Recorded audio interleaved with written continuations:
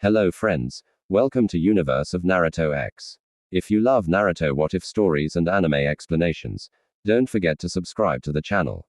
Now let's begin today's story. When Naruto pushed the front gate of the tower opened, he was taken aback as not only Haku's team, but everyone of the K. Onoha 12 was all there. Ah. It's Na and his team, Shino said flatly. Na gaped. What the? How could you guys get here so fast? Somehow we all found the forest littered with unconscious genin with kanai, shuriken, burned explosive tags, and many other things scattered around them. Shikamaru answered with a shrug. It made everything less troublesome a little bit, though. Yeah. Shoji added while chewing on his chips. The one we found our scroll on looked like he took a kitchen sink and a toilet seat to the head. Poor him. The other members of Team 7 shot glares at Na. What? The blonde protested. It's not like they were my fault. That just proves that my idea worked like a charm. It was you, G. Everyone hurriedly moved to pull Car away from Naruto when the Inuzuka's hands closed around the blonde boy's knee. CK and squeezed. Let me go, you idiots. Let me kill him. Car screamed hysterically while struggling like crazy against the arms of Choji, Shino, and Lee. Release me. I order you. Release me. What's wrong with him? Sasaki asked Hinata, who was looking at her teammate with worrying eyes. The Hyuga girl shook her head. Oh, Kaken suffered quite badly with those traps, she explained. He was stuck in a sheet of cloth drenched in glue, covered in tar and chicken feather, blasted in the face a cloud of pepper, and thrown into a river with all those on his body. Oh. And he ate a stink bomb by mistake. Let me go, let me at him. I'll kill him. Everyone winced. Poor him, Haku said sympathetically. Even to Car, that was still too much, Shikamaru added. HMP Nay from behind spoke up with a sneer. Relying on petty tricks like that, how pathetic. That was the only thing a dead last like you was worthy of. Na ignored him. Let me go. Damn you, I said. Goo. That last sound was due to Sakura chopping him at the back of his neck, sending him into the land of unconsciousness. What did you just do? Ino gaped in horror. Sakura shrugged nonchalantly. Well, he's too loud. I just made him sleep for a while. Meanwhile, Na was staring at Hinata as if she was an alien. The Hyuga girl blushed. What's wrong, Naruto, you just completed a very long sentence without any stuttering. That was awesome, Hinata-chan. You finally got rid of your bad habit. Hinata's blush deepened, but she didn't say anything else. Guys, the voice of Tenten suddenly rose behind them. What do you think we should do with these? She held up the two scrolls. Na grinned. Open them up. Of course. Shikamaru raised an eyebrow. But didn't that proctor say that we couldn't open them? That crazy lady only said that we couldn't open them until we get to the tower, right? Na answered with another grin. Now we're in the tower. Why shouldn't we open them? But what will happen if we open them? Haku asked worriedly. Who knows? But that will make it more fun. Everyone shuddered. Naruto's definition of fun after the forest event has become something utterly dangerous in their point of view. Alright, here goes nothing. All the scrolls were opened at the same time. When exposed to the air, the inside parts of the scrolls started smoking. Wah! Startled, everyone threw their scrolls to the ground as if they were made of acid. The scrolls, lying on each other, smoked even more, and started glowing red. Everyone braced themselves, preparing for a fight when the scrolls exploded and covered the room with a cloud of white smoke. When the smoke cleared, the genin were all treated with a bizarre but pretty funny scene. In front of them were their John and Sensei. Well, most of them sprawling in on the ground. Zabuza was at the bottom of the human pile. His face was planted to the ground by Osuma's butt. The latter was lying back first on the huge Kubakiri Boko, facing Kurenai in a position that made their ahem rather private parts rubbing against each other and her well-endowed landing right on his hands. Not that he minded anyway. And on top of them was Guy lying across Kurana's back with a dazed expression on his face. The only one standing was Kakashi, who had his favorite orange book on his hand as usual. Well, that's weird, Kakashi noted in an amusing tone when realizing what happened to his fellow Jonin. Oh. WWW. Groaned Guy. What the heck happened? Why are we lying on top of each other like this? This is so unearthful. A lusty moan from Karani answered him. It was because just squeezed her. All the genin blushed. Ino winced in disgust. This is definitely not something I want to see. Kakashi chuckled. Kerr and I assume, would you mind if I say you should leave your intimate moment till you get back to your bedroom? Because you are scarring our students over there. Besides, I don't think Zabuza appreciates it very much.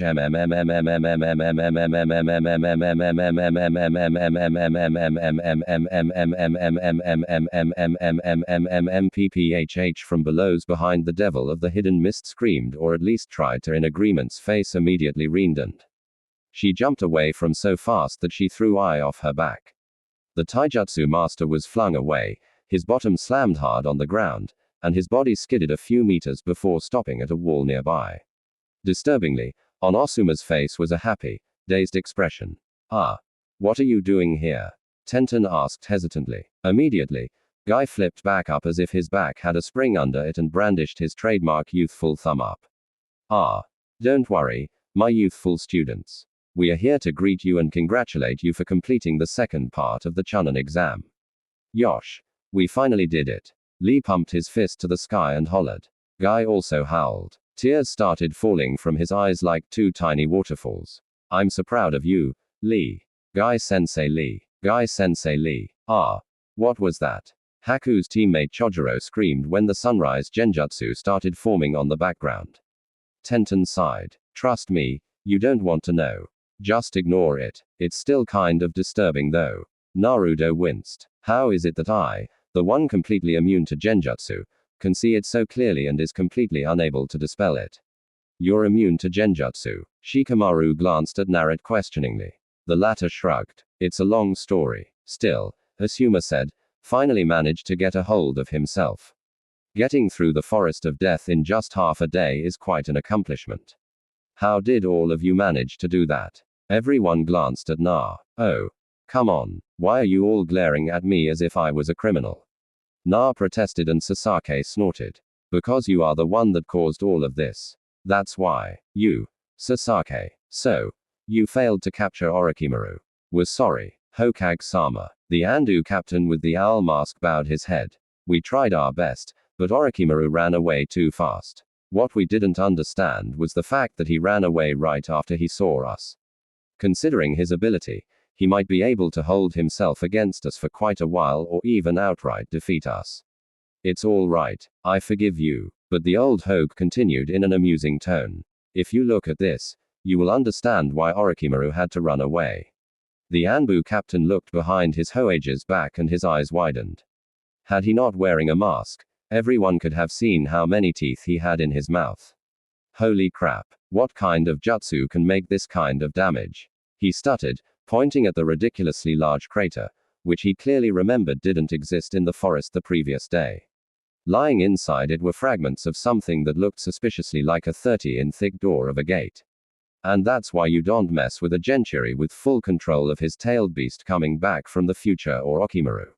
Serby thought with a slight smirk. Na was bored out of his mind. No one had ever told him that he had to stay in the tower until the second task was over. It's not like they didn't have enough for him to live here, but seriously, it's so boring. They didn't even have ramen in the menu. Right now, he was sitting on the bed in his team's room.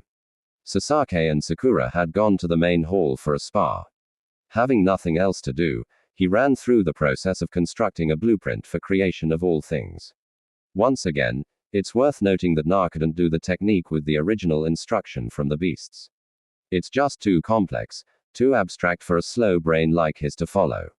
So, Na did something no one could ever expect. He copied the steps of a similar technique in a certain novel he had read to replace what the beasts taught him.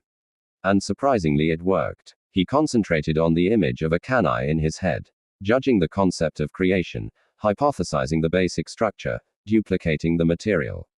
These steps were easy. The kanai is so familiar a tool to shinobi that he didn't even have to rack his brain for it. A knife, steel, 25 centimeters long, pointy at the tip with a double-edged blade, cloth wrapped around the handle, imitating the processes of its making. He struggled briefly as his brain attempted to recall every process perfectly. In his mind, The image of a blacksmith slamming his hammer down on the anvil flashed. Sympathizing with the experience of its growth, reproducing the accumulated years, Na winced. These steps were always the most difficult. This is the main obstacle which hinders him from creating objects, or rather recreating already existing ones. Try hard as he might, he couldn't seem to grasp all events the knife on his hand or everything he wanted to create had experienced during their lives. It was a step that was just beyond his ability. Because of that, he could never create anything which could be considered perfect. Even the clothes he was wearing right now would just disappear after a month at best and a few minutes at worst. And he has to learn everything. Yes, everything about the object he wants to create by heart if he wants to recreate it. The structure, the materials, the history, everything. It's not like he has an infinite library which can record everything he sees in a blink of an eye. Anyway, luckily for him, he had managed to find a way around that by altering the design of the thing he wanted to recreate slightly. For example, making a sleeveless and orange jacket instead of an originally black and sleeved one with similar design. He turned it into a completely new creation that never existed before and thus had absolutely no history in its life. Basically giving the creation the history it never had. Thanks to this, creating a blueprint became much easier for him. Well, only if the design in his head was fortunately unique anyway. There might be a chance that the design was used without his knowing. Therefore, his creation of all things didn't always work as it should be. And if he couldn't even do something like creating and animated things properly, the higher levels like modifying his body or creating living things would be next to impossible. He sighed and relaxed, and the half-completed blueprint in his head faded away. Good job, Oni-chan. You already had a grasp of it. Psycho smiled her satisfaction. Yeah, Naruto sighed. But this is still nowhere near perfect. If I cannot use it perfectly, how can I hope of creating awesome living things like the sage or old man Hashiyama? Not noticing the cringing of the slug at mentioning of the name, Naruto blurted out what he just remembered. Speaking of old man Hashiyama, Sai-chan, how did he die? He is so incredible. His power was enough to subdue Matera and he also had someone like you with him. Psycho-chan, are you there? No answer. The connection between Na and the slug was completely cut off. Naro started panicking. What the heck had happened to her? Do you even have to ask? You screwed up big. The voice of Kurama suddenly rising in his head made him jump from the bed. Kurama, what do you mean I screwed up? The vixen sighed. Come into your mindscape and I will explain. So what did I do wrong, Kurama? The vixen didn't give a straight answer, rather she asked, do you know about the Uzumaki clan? Nana was startled. The Uzumaki clan, it was his clan, the clan with exceptional mastery in Fujitsu, the clan with the powerful chakra and life force together with incredible longevity. The clan which has the deepest alliance with the Senju clan and Kanahagaka since the beginning of the village, and the clan which was wiped out sometimes after his mother Kusha settled in Konoha. But what does it have to do with Psycho? As if understanding what Naruto was thinking, Kurama said the destruction of the Uzumaki clan and Usuzuaka is very famous. However, there is another battle involving the Uzumaki clan which was never shown in any historical document. It was the battle that took the life of Hashiyama. Naruto's curiosity was aroused. What happened there? Kurama closed her eyes. It was during a visit of Hashiyama and his wife to Usuzu Shioka when he was still the first Hokage. In this day of destiny, an alliance of Kumogakuaga and Kurija decided to attack the village. Being the ally of Usuzu Shioka, of course, Hashiyama and Mido went to help. With the assistance from the man called as the god of shinobi, Azuga managed to hold them in a stalemate and nearly turned the table. Wow, old man Hashiyama was awesome. Na cheered happily, pumping his fists until Moa appeared. Naruto's hands froze in midair. What? You heard me? Kurama nodded bitterly. Moda was the one behind the attack. And unlike before, this time he had awakened the Renegan from the piece of DNA he took from Hashiyama during the battle at the valley. Like that wasn't enough, he also managed to seal me into him. Yeah, Hashiyama didn't reclaim me after the battle at the valley, as many had mistaken. Blood in Naruto's veins went cold after this declaration. That's right, Kurama continued. With the Renegan and my chakra, his power finally surpassed Hashiyama. He would have completely flattened Usuzu Shioka with his Chibaku Tensai had Hashiyama not taunted him to lure him to the sea outside of the ville. Lager and they fought. Then what happened next? Did old man Hashiyama win? Na asked in thrill and Kurama nodded with a sigh. Yes, he did. Even overpowered, Hashiyama managed to defeat Matera again. But that victory came with a heavy price. Right before he could land the killing blow on Matera, he hesitated. I didn't know what he was thinking, but his hand just stopped before his final jutsu landed on Moa. And that's what the despicable Uchiha had been waiting for. He took the opening Hashiyama made to impale him and tried to pull his soul out with the human path. But Hashiyama's extreme willpower, or maybe psycho inside him, I don't know, somehow held his soul back long enough for him to perform a jutsu that ripped me off Mata's body. If Naruto's shock and awe had been great before this, it was nothing comparing to how he looked now. The expression in his face was a mixture of horror, amazement, and curiosity. Then he died, Kurama answered curtly. That final jutsu took everything left in Hashiyama's body, and his soul was pulled away. But that didn't make Moa the winner. You already knew what would happen if a tailed beast was ripped off the Genturi.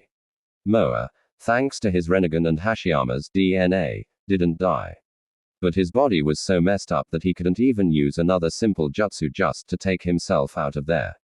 Even the Renegon couldn't fix his body after that. Had it not been for me, well, going rampage after that and someone rescued him, he would have been killed by Mido and the Uzumaki clan.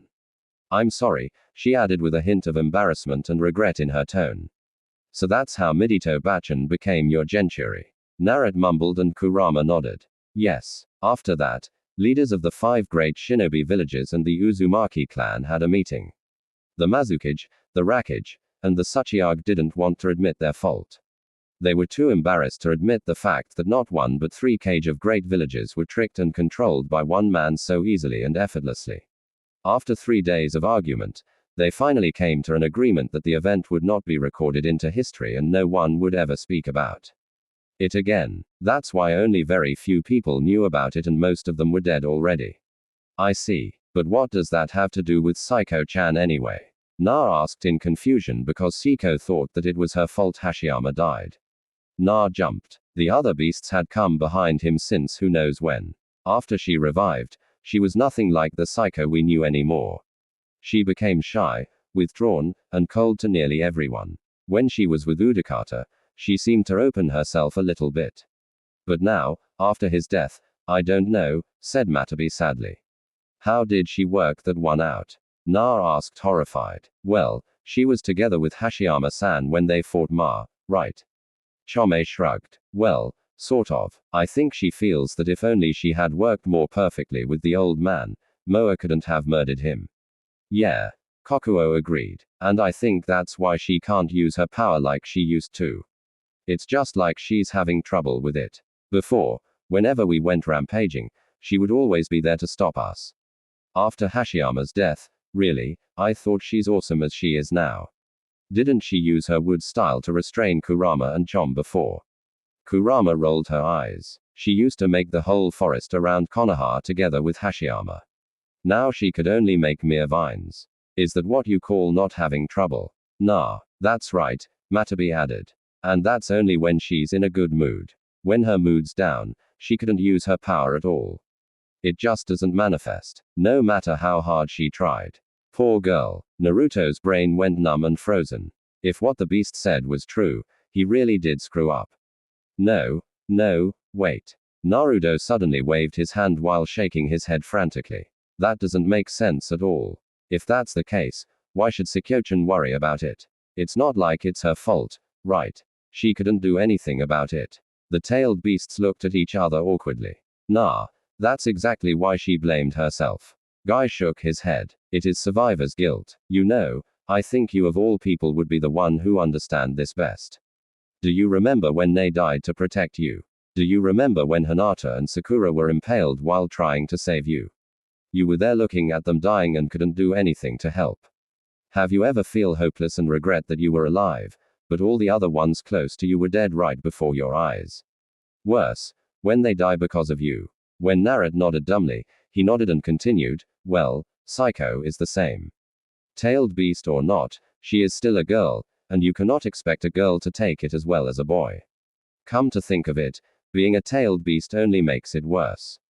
Tailed beasts usually don't have friends. Almost everyone treats us as monsters or weapons. Even other animals are scared of us.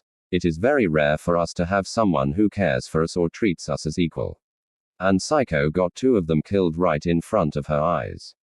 Do you think that will not leave a scar to her mind? Na couldn't find any word to reply. What Guyuki said was true. When the old man was killed by Orochimaru, he wasn't even there to help.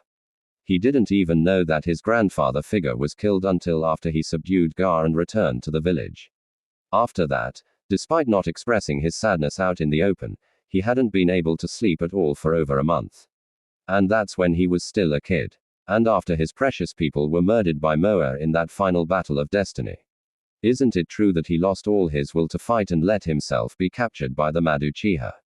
Na suddenly bolted up from his sitting place. What are you doing, Na? Isabu asked. Na answered him with a serious expression. I'm going to find her. I screwed up. I will have to fix it. Psycho in her human form was curling up inside a cave on a mountain in Naruto's mindscape, crying her heart out.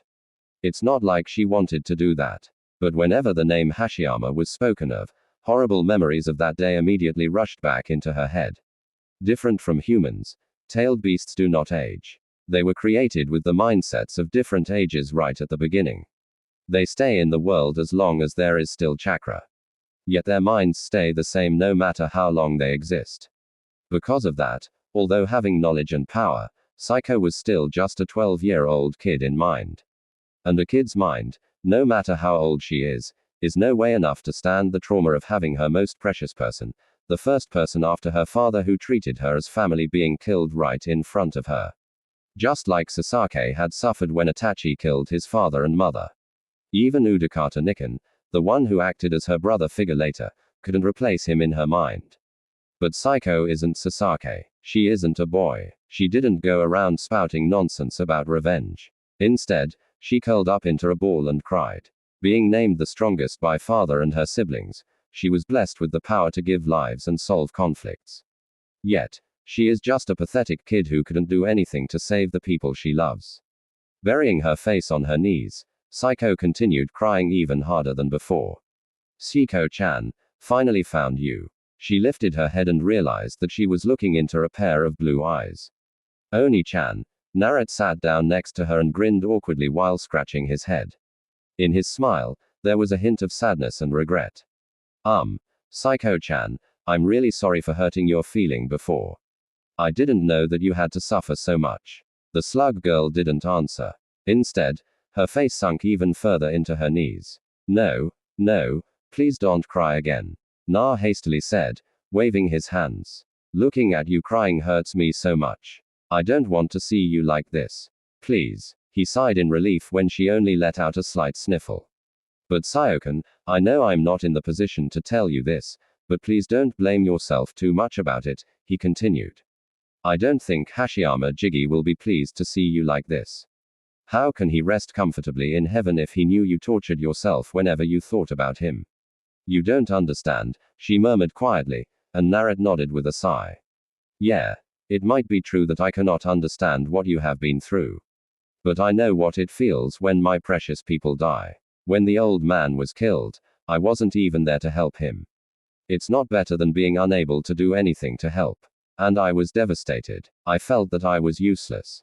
I couldn't even protect the person I loved the most in this world. It felt like the world was collapsing around me. He was the first person in this world who had been nice to me and the closest one I have for a father and a grandfather. I couldn't stop crying for a week. Saya's eyes widened under her bangs. Naruto-chan. He was just like her. Na stopped and took a deep breath. But then when I finally managed to calm myself down, I started thinking. No matter how much I cry, he is never coming back to us. But his death was not meaningless. He offered his life to stop a very dangerous person who tried to destroy our village. He faced death at will for the sake of the village. That was something which must be honored, not mourned about. So I pushed my sadness away. I thought that if I continued torturing myself like that, it would just be the same as spitting on his efforts. And all the others who had died for me, well, I used to lost myself when I saw them dying in front of me. But now, when I think of them, I feel like their powers are flowing through my veins. They gave me their strength and their hopes for a good future, and I won't let their efforts wasted.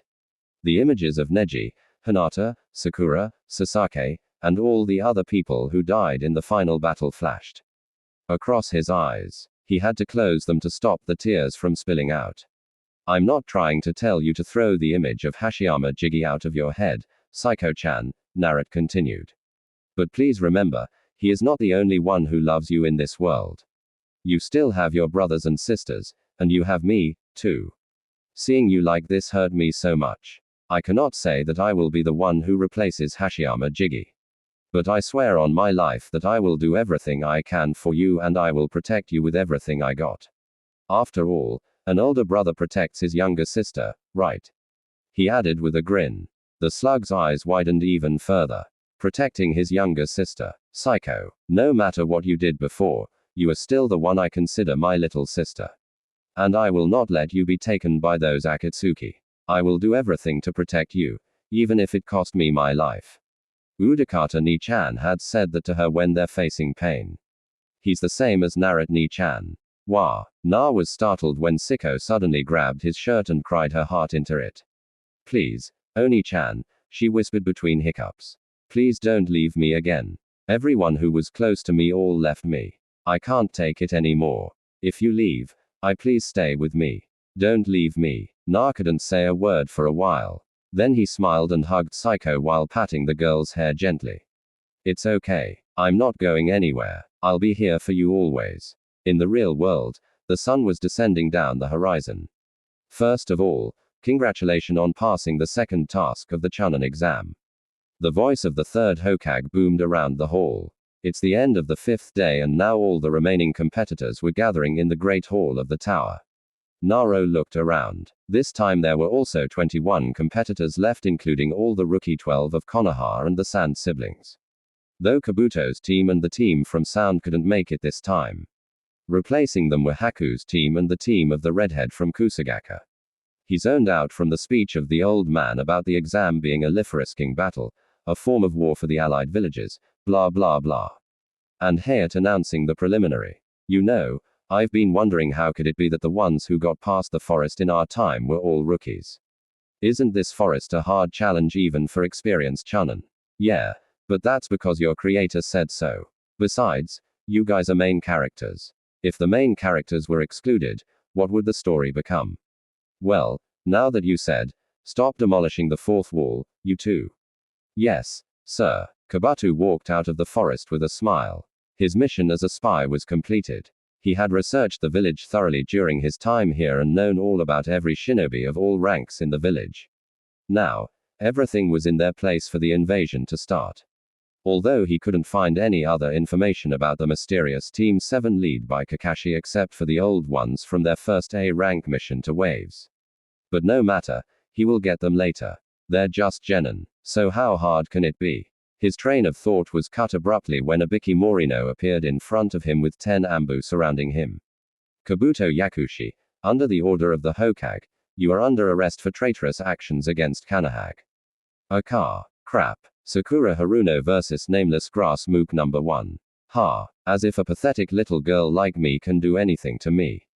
This jutsu of mine will. The grass ninja foamed at the mouth and collapsed to the ground after letting out a girlish scream, his eyes rolling back into his head. At the same time, all males in the room cringed and suddenly had the same urge to cover their crotches. Winner Sakura Haruno. Saw Sakura. Naruto sputtered when the girl arrived at the place where Team 7 was standing on the balcony. Why did you do that? Oh. That Sakura answered nonchalantly. Enko-sensei taught me that the most effective way to fight is to aim for the most delicate and mortal place on the body and launch one decisive strike. And one of those positions on a male's body is his crotch. Sasaki and Naruto unconsciously inched away from Sakura. And Kakashi now started regretting his decision of leaving his student on the hand of a sadist like Anko. Shikamaru Nara vs Nameless Grass. Mook number 2. I still have to fight. What a drag. The ninja from Grass looked at the pineapple head in front of him with weary eyes. His teammate was taken down by the Konoha Kunoichi in one hit. So he couldn't afford to be careless against those Konoha shinobi start. That Brad looked quite weak physically. he decided to launch a taijutsu move at him to test. Shikamaru dodged, then turned tail and ran away. What the? That's what every genin except for Naruto and Team 10's members coursed when they saw what was happening. Damn it, brat. Stop running away and fight me. No. That's too troublesome was the only answer. Is he always like this? Ha asked when Shikamaru and his opponent started chasing each other around the arena. Shoji nodded while chewing. But I think he has a plan. There is always a plan in his head. Then suddenly the grass genin stopped dead on his track. He found that he couldn't even move a muscle. Shadow possession jutsu. Success, Shikamaru said in a bored tone. How? The grass nin croaked out the only word he could mutter. Instead of answering, Shikamaru looked up. The grass shinobi's head rose with the motion and his eyes widened. No way. The balcony. Yes, the balcony. The Na boy smirked. Because of the light of this room, its shadow is pretty large. I ran away just to lead you into its shadow and use that shadow to extend my own shadow until it reached yours. Shadow jutsu of the Na clan. Asuma smiled proudly. Specializes in immobilizing enemies. Very effective in team fights, but only for the people with sharp mind and quick thinking. Just lick. Shikamaru. Wow, Shikamaru is awesome, Car exclaimed. Shikamaru reached out his hands and did some motions behind his head. At the same time, the grass gen's headband dropped to the ground with a loud clang. Then he proceeded to smash his poor opponent's head against the wall. After 5 minutes, the grass jonin managed to croak out his forfeit, then fainted. Sasaki palmed his face. I really don't know what to say about this match. Winner Shikamaru Nara Rock Lee vs Enino Yamanaka Guy Sensei. I cannot fight her. She is a girl. Hurting a girl is unearthful. Ino's forehead popped a vein. What do you mean when you say I am a girl? Never say that, my youthful student. The person in front of you is not a girl now. She is a youthful opponent. And by defeating her the power of youth will explode once again. Another vein popped on Ino's forehead. Okay, now what do you mean when you say I'm not a girl? Yosh. Then I will let all the power of my youth explode. Leaf hurricane. Wait. W. Bam. Crash. Crash. Crash. Sakura. Winced. Poor Ino. Yeah. Na agreed. The power of youth is definitely not something to be underestimated. Winner. Rock Lee. 3 matches are done. That was fast. Na blinked. Yeah. But they cannot be considered matches. Sasaki shook his head. Sakura literally broke her opponent with a kick to the nut. Shikamaru did almost nothing other than running away. And the bushy brows match. No. Just no. Seriously. Is this the Tunin exam or a joke? So to you, only a fight with flashy explosive jutsu is good.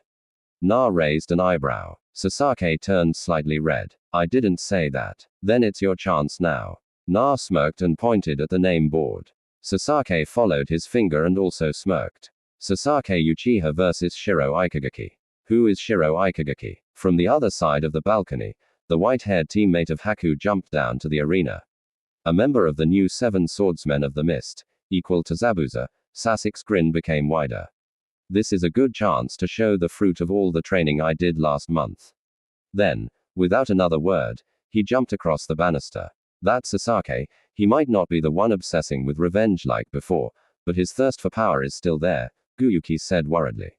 If Matera can get a hand on him in the future, don't worry, Guyuki. Na interrupted him in a firm tone.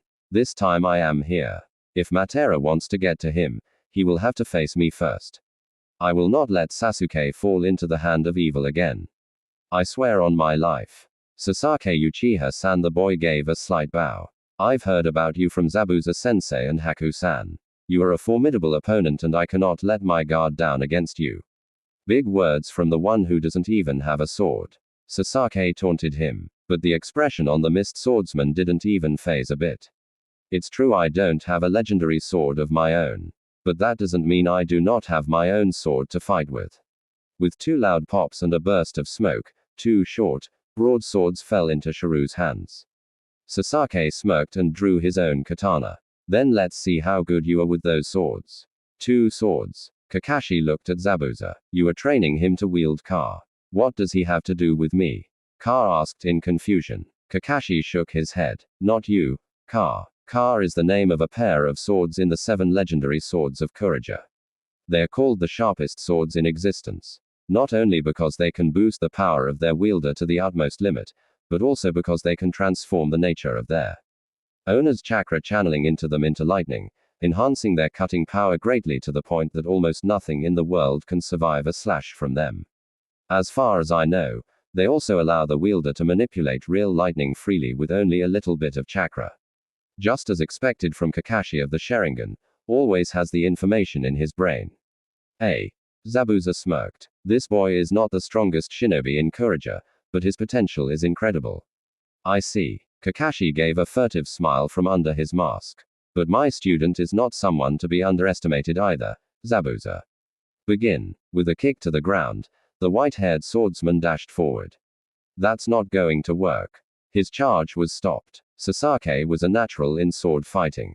His katana was longer than Shiru's short swords, and the reckless movement of the Kiri boy had too many openings. With the Sharingan, they were easy to see. A thrust was aimed at Shiru's exposed stomach. Clang, steel met steel. Sasuke's thrust was smashed away by one of the shorter swords. The short swords don't have the length, but they have the mass. Sasaki could feel his hand shaking lightly from the collision. The other one at the same time swung at Sasuke's neck, and with the sharing, Sasaki could see the real threat behind it. The descending sword was coated in lightning chakra. TCH. The Uchiha boy ducked, letting the lightning-imbued sword soar over his head. Very well, if you want to play that game.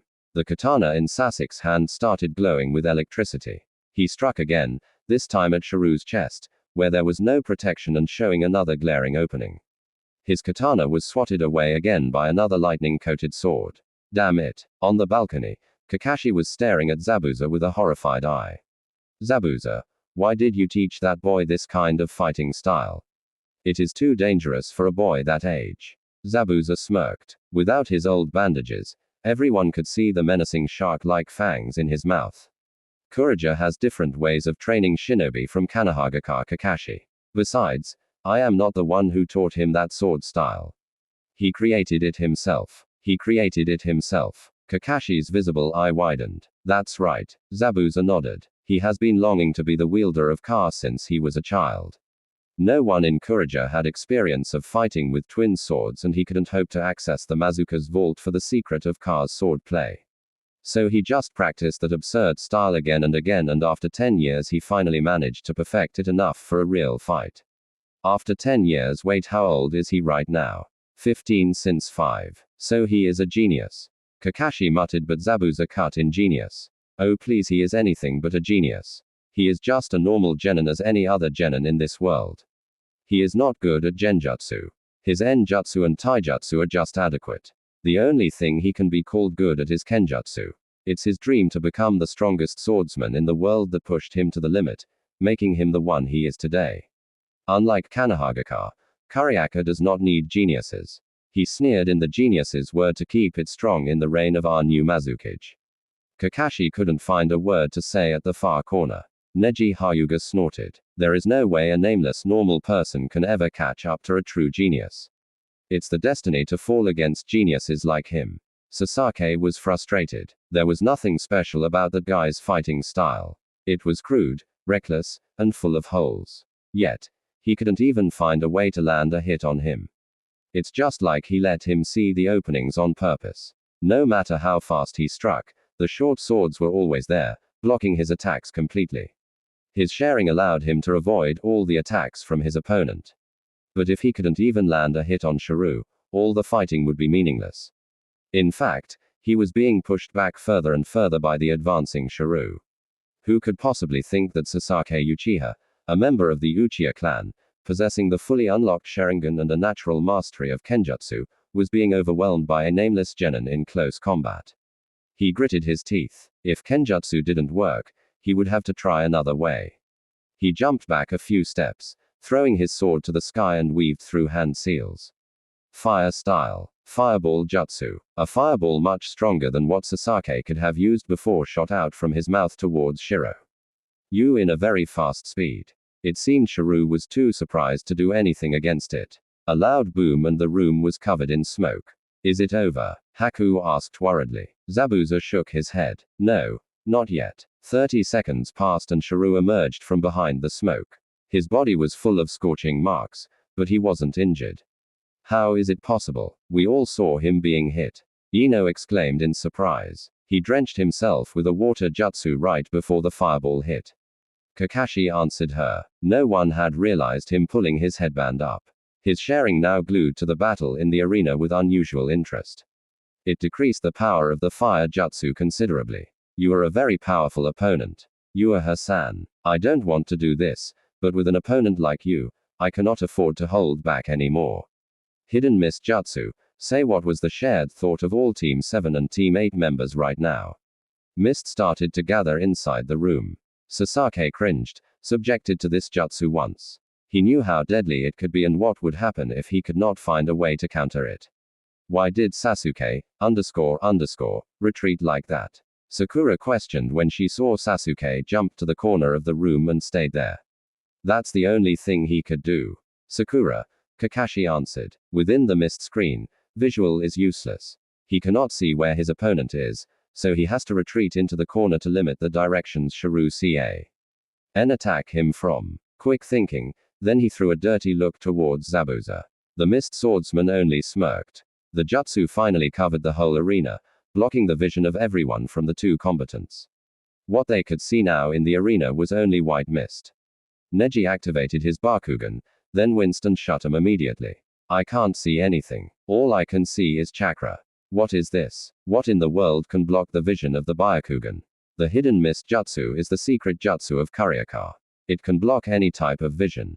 Even the three great Dojutsu cannot see through it. Zabuza boasted. However, Kakashi could feel a very slight hint of worry in Zabuza's voice. Could it be? There they started. Sakura yelled, and everyone turned their head to hear the sound of steel clashing against steel again. Wait a second. How could it be? Zabuza startled, his hands gripping the rail unconsciously squeezed it. How could he fend off Shiryu when they're inside the mist? Once again, Kakashi chuckled. You underestimated my student, Zabuza. The Uchiha clan, the Dojutsu is only one thing that made them the most powerful clan of Konohagaka. Fighting is in their genetics. Even without the Sharingan, their abilities in combat are still the most terrifying in Konohagaka. They don't always need their eyes to fight. Zabuza's eyes widened. You mean the Uchiha boy is fighting my student only with pure instinct? That's impossible. Ah, but that's the truth. Kakashi gave him an eye smile. Luckily, I trained him to fight without depending on his eyes for a whole month before the exam. Why didn't you teach me that, sensei? Na pouted. Kakashi shook his head while chuckling. You were trained by Jiraiya-sama, Na. Isn't he way better than a mere jonin like me? Na wisely shut up. Hidden Mist Jutsu is the core element of Kurika's famous silent killing assassination technique.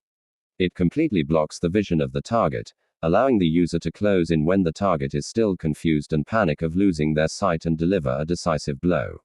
It is what made the name of the Devil of the Hidden Mist as well as all the other members of the 7 Swordsmen of the Mist. However, the technique has 3 glaring weaknesses. First, despite the fact that the hidden mist can hide the user from view and silent killing can eliminate the sound, the user can still be tracked by smell. A tracker using the sense of smell such as Car can easily track down the user with his incredible nose. And a sensor can also follow the user although with more difficulty as the mist is made from chakra. Second, the technique blocks the vision of the target but it also means that the vision of the user is also blocked. Because of that, the technique only works if the target is panicked and stays in one place or the user is a good tracker of smell or sound himself.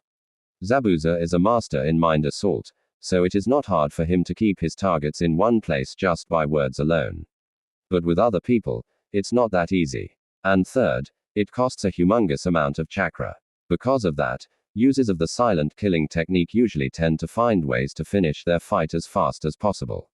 And that was the problem for Shiryu at the moment. An apprentice of the Devil of the Hidden Mist or not, he is still a genin. And a genin only has a limited amount of chakra. The Hidden Mist Jutsu is his final trump card. When he uses it, he must make sure that he can finish his opponent as quickly as possible. However, he couldn't. He didn't expect the Uchiha boy to fight back so valiantly and stubbornly, even under such a huge disadvantage. Almost all the attacks he threw at him were blocked. It's just like the Uchiha's instinct had manifested a third eye which could see through even the mist and he could feel his chakra leave. L dropping quickly. But it's not like he couldn't do anything to the Uchiha. Even though the sword of Sasaki had been blocking most of his strikes, there were 2 or 3 strikes that went through and managed to injure him. He didn't know which part of the boy was struck, but he could see blood on his blades. There's no way the raven-haired boy could prolong this fight further with all those injuries. If he continued pressing on, he would win for sure. But the matter was, how long further could he press on? His chakra was only enough to maintain the hidden mist jutsu for about 3 more minutes. It would not be enough to force the Uchiha to lose. There was only one choice. He jumped back and focused, pushing more chakra into the jutsu. The mist screen now became so thick that even if they stood face to face, they wouldn't be able to see each other. He will put everything into this last strike. Even if he must kill Sasaki, he has to win. And his instinct screamed at him to dodge. He leaned to one side right before a shuriken soared past his face from inside the mist. Shuriken after shuriken was flying out every direction. He hastily stepped back and swung his swords to smash away the projectiles flying around him. What was his opponent doing? Sure, it might be easier hitting him in the mist that way, but he could block everything of that level. His back touched something that felt like a string. Finally got you, lightning style, shocking web. Immediately, Shuru felt like there was 1,000 volts of electricity running through his body. He gasped in pain. His lungs felt like they were being grilled in a blast furnace, and all of his muscles felt cold and numb. The mist swordsman's body started losing its senses and he felt like his heart stopped for a moment. He dropped his swords and collapsed. Then it stopped. Only then he could feel the wires cutting into his skin. How the mist started clearing and everyone in the room except for Sasaki all gasped in chorus when they saw what happened. A whole corner of the room where Sasaki had jumped into to protect himself from the assault of Shuru was covered in shuriken. And each shuriken had a ninja wire tied onto it. They were right now forming a metal web which the mist ninja was now trapped in. And judging on the jutsu, Sasaki had just yelled the name. This web was full of high voltage electricity just about 1 minute ago. And Sasuke's katana was now pointing at Shira's neck. Forfeit or I will have to hurt you. Everything was decided. Shira's limbs slumped down on the net, tying him. I forfeit. And with that, the 4th match of the preliminary was concluded. Winner, Sasaki Uchiha. You're so awesome, Sasaki, __. Sasaki winced when the voices of Sakura and Ino slammed into his ears at the same time. The blonde glared at Sakura, but the pinkett ignored her. HMPH. Neji sneered. A lowly commoner like him does not stand a chance against a genius. That's his destiny to lose. Everyone glared at the Hyuga. Surprisingly, it was Sasaki who raised his voice first. Didn't you see what happened? I nearly lost out there, he scowled. No way. You're Sasaki, __. How can you lose? Ino dismissed him with a swoon, and Sasuke didn't bother to answer her. Instead, he unsheathed his sword. It was full of scratches, chips, and cracks. After leaving the sheath, the blade crumbled. Great, now I need a new sword, he groaned in annoyance. I don't want to interrupt, but Hinata's voice rose from behind them. You're bleeding, Sasaki. I think you should go to the medic. True to the words, Sasuke's right arm was having a pretty nasty cut on it. Blood was leaking out from the gaping wound. I'm fine, Sasaki shook his head. He didn't want to show weakness in front of anyone. Don't worry, I got it, Sakura suddenly said. She put her hands on Sasuke's wound and they started glowing green. Immediately, the wound started closing. You learned medical jutsu. Na quirked an eyebrow while Ino glared at Sakura's hands with extreme jealousy. Sakura smiled happily. Yep, Enko-sensei gave me a scroll of medical jutsu during my training. She didn't have any use of it, so she dumped it to me. But it's kind of fun. I learned many things in that scroll, mainly basic healing jutsu and stuff. It's useful for surviving in the forest, you know. Bookworm, Naruto muttered and received a bop to the head. What's wrong with being a bookworm? Oh, Ka suddenly muttered in a worried voice. This is not good. What's wrong, Ka? Na asked in confusion. What is not goo? Oh crap. The screen was now showing the names of the combatants for the next match. Hinata Hyuga vs Neji Hyuga. There are things that cannot be changed even with time traveling. Kurama shook her head sagely. Definition lightning style shocking web classification N jutsu. Shuriken jutsu rank B. Class offensive element lightning range close to mid-range. A lightning-style N-jutsu developed by Sasaki Uchiha under the instruction of Kakashi Hitaki. Using a combination of shuriken, kana, and ninja wires, the user might either create a web of metal strings around his enemies or tying the enemies up with the ninja wires. After that, the user channel a large amount of lightning element chakra through the wires, shocking the enemies with high voltage electricity. This jutsu is similar to the Uchiha clan's fire-style dragon flame jutsu, only replacing the fire stream with a stream of electricity. Why? Instead of the ninja wires, the user can use this jutsu on any electricity conducting objects such as metal pipes, water, etc. However, as electricity is very hard to control, there might be a risk that the jutsu will hurt other people if they touch the object. This is bad. Very, very bad. Naruto looked at Ka, whose hands were gripping the rail with such strength that it might rip the metal pipe off, and faked innocence. What's wrong, Ka? I know Neji is powerful, but it can't be that bad, can it? You don't understand, nah. Ka shook his head. His knuckle had become white from squeezing the rail too hard. I've only met that Nei. But I could literally see the hostility he had towards Hinata. And here when we arrived at the tower, his team was here first and it happened again. It's not normal hostility. It's killing intent. It's just like he wanted to murder her and now he has the chance. You're kidding? Sakura asked in disbelief. They're siblings, right? Why would Nei want to kill Hinata? Actually, they're not siblings, Kakashi explained. They are both members of the Hyuga clan, but Hinata is a member of the main house and Nei is in the branch house. Many things have happened between the two houses for years and they do not get along very well. But that doesn't make sense. Ino protested. Even if they have some disputes, it cannot be so bad that they want to kill each other, right? She faltered when seeing the face of the Jonin. I don't know much about this, but Lee said, in order to protect the bloodline of the Hyuga clan, the main house has established rules which clearly put the branch house into disadvantages. The branch house is always inferior, and because of that, they all bear grudges on the main house.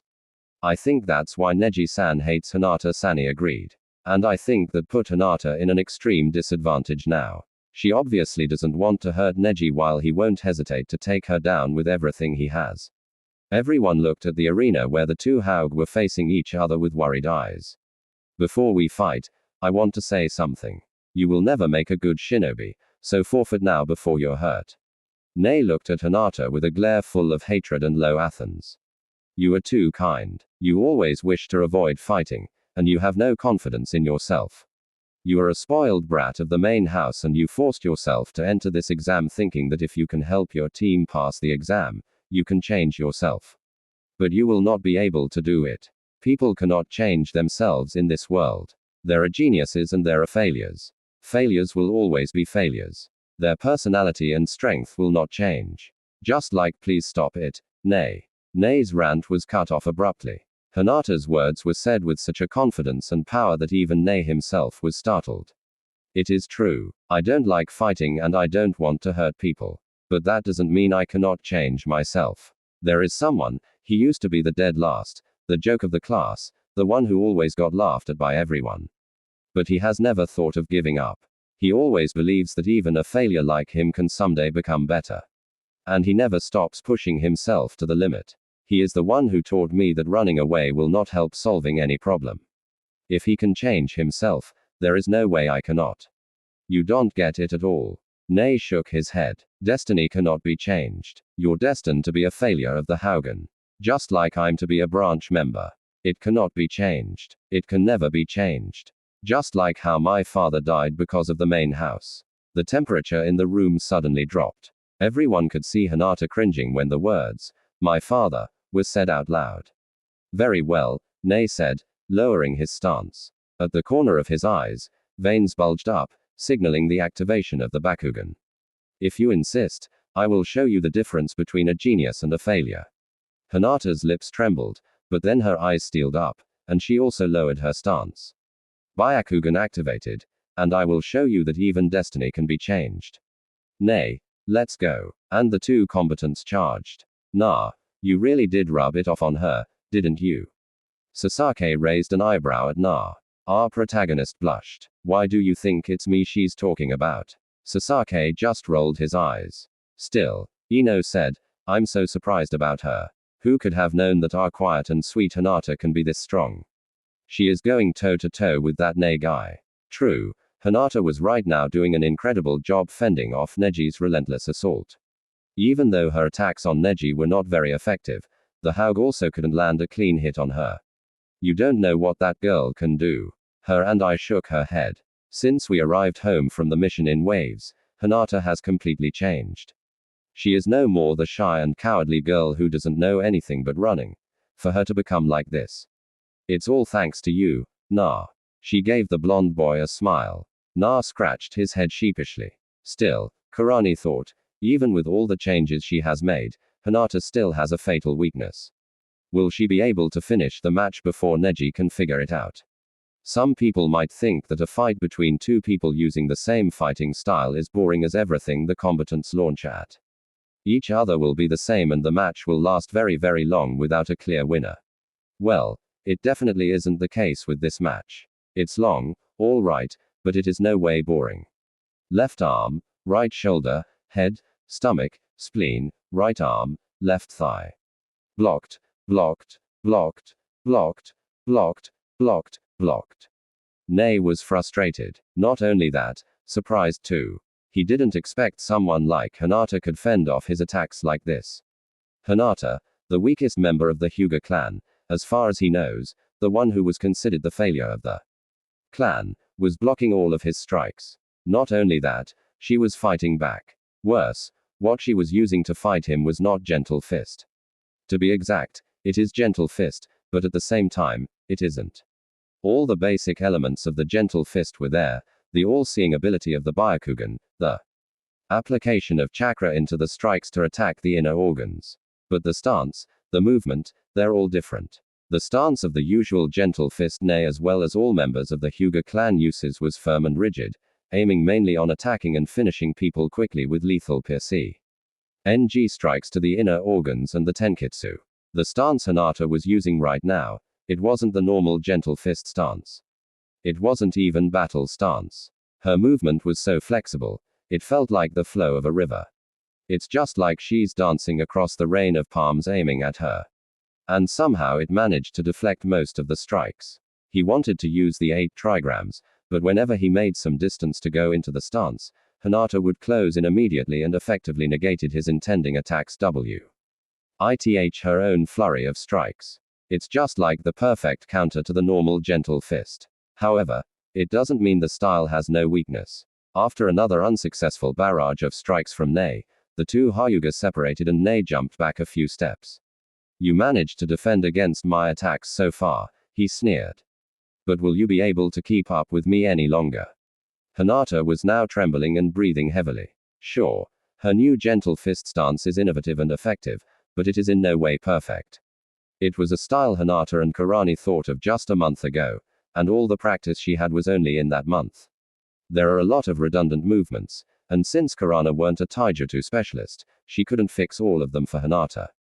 Thus, when she and Nei traded blows, some of the strikes still managed to hit her, though not fatal. And you cannot hide it from my eyes. Your stamina has reached its limit, and I have landed hits on you. With that exhausted body, how much longer can you hold it?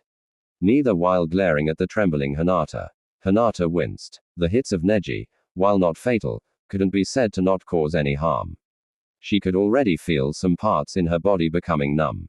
Her chakra was not completely blocked, but its sensation was getting weaker inside her body. Not yet. I still have one more trump card left. One more time, I'll ask you, Hinata-sama, Nei said again with the same threatening tone. Forfeit now, or I won't take any responsibility for what's going to happen. And no, Hinata choked out between heavy breaths. If I give up now, then all I said before will be meaningless. I won't go back on my words because that is also my ninja way. Neji scowled, you stubborn. You can barely stand. I can see that. No matter how hard you trained, you can never defeat me. People cannot change. That's destiny. Why pushing yourself like that to make yourself suffer? I am not suffering. Nei's eyes narrowed. What? It is not me who's suffering right now. Hinata repeated weakly. Neji Nyan, You are the one who is always torturing yourself within the destiny of the branch house. I don't want to see you like that. I want to save you from that fate. So veins bulged up even more around Neji's eyes, and his face suddenly twisted into an expression of fury. Without another word, he charged at Hinata full speed, his hand aimed directly at her heart. This is it. This is the time. Gentle step protection. What? In front of him, Hinata's arms started moving. Not lashing out at him to attack. Not moving aside to swat away his strikes. No, she was waving her arms wildly around her body. What the hell? Nei's instinct was screaming at him to stop the charge, but he was too close to Hinata now. He couldn't stop. 8 trigrams, 32 palms, and Nei felt himself slammed into an invisible wall of force in front of him. Pain racked through his body. He was thrown away a few feet. His body crashed into the ground with a loud thud. What is that technique? It is not gentle fist, he grunted out in pain while trying to push himself up from the ground. It is gentle fist, neither Hinata, who was now standing over him. She was still breathing heavily, but she was not trembling anymore. But this is what I created based on the 8 trigrants. It is not a technique created to harm people. It is a technique created to protect, she added between breaths. I created it not only to protect my friends, but also to save you from the darkness of vengeance. She reached out one of her hand to him with a slight smile. This match is over. Please forfeit. I don't want to hurt you anymore. For the first time in his life, Neji Hyuga, the genius of the Hyuga clan, was made sprawling on the ground, defeated by Hinata Hyuga, the failure of the clan, no less. And she was showing him pity. And what will you do if I don't?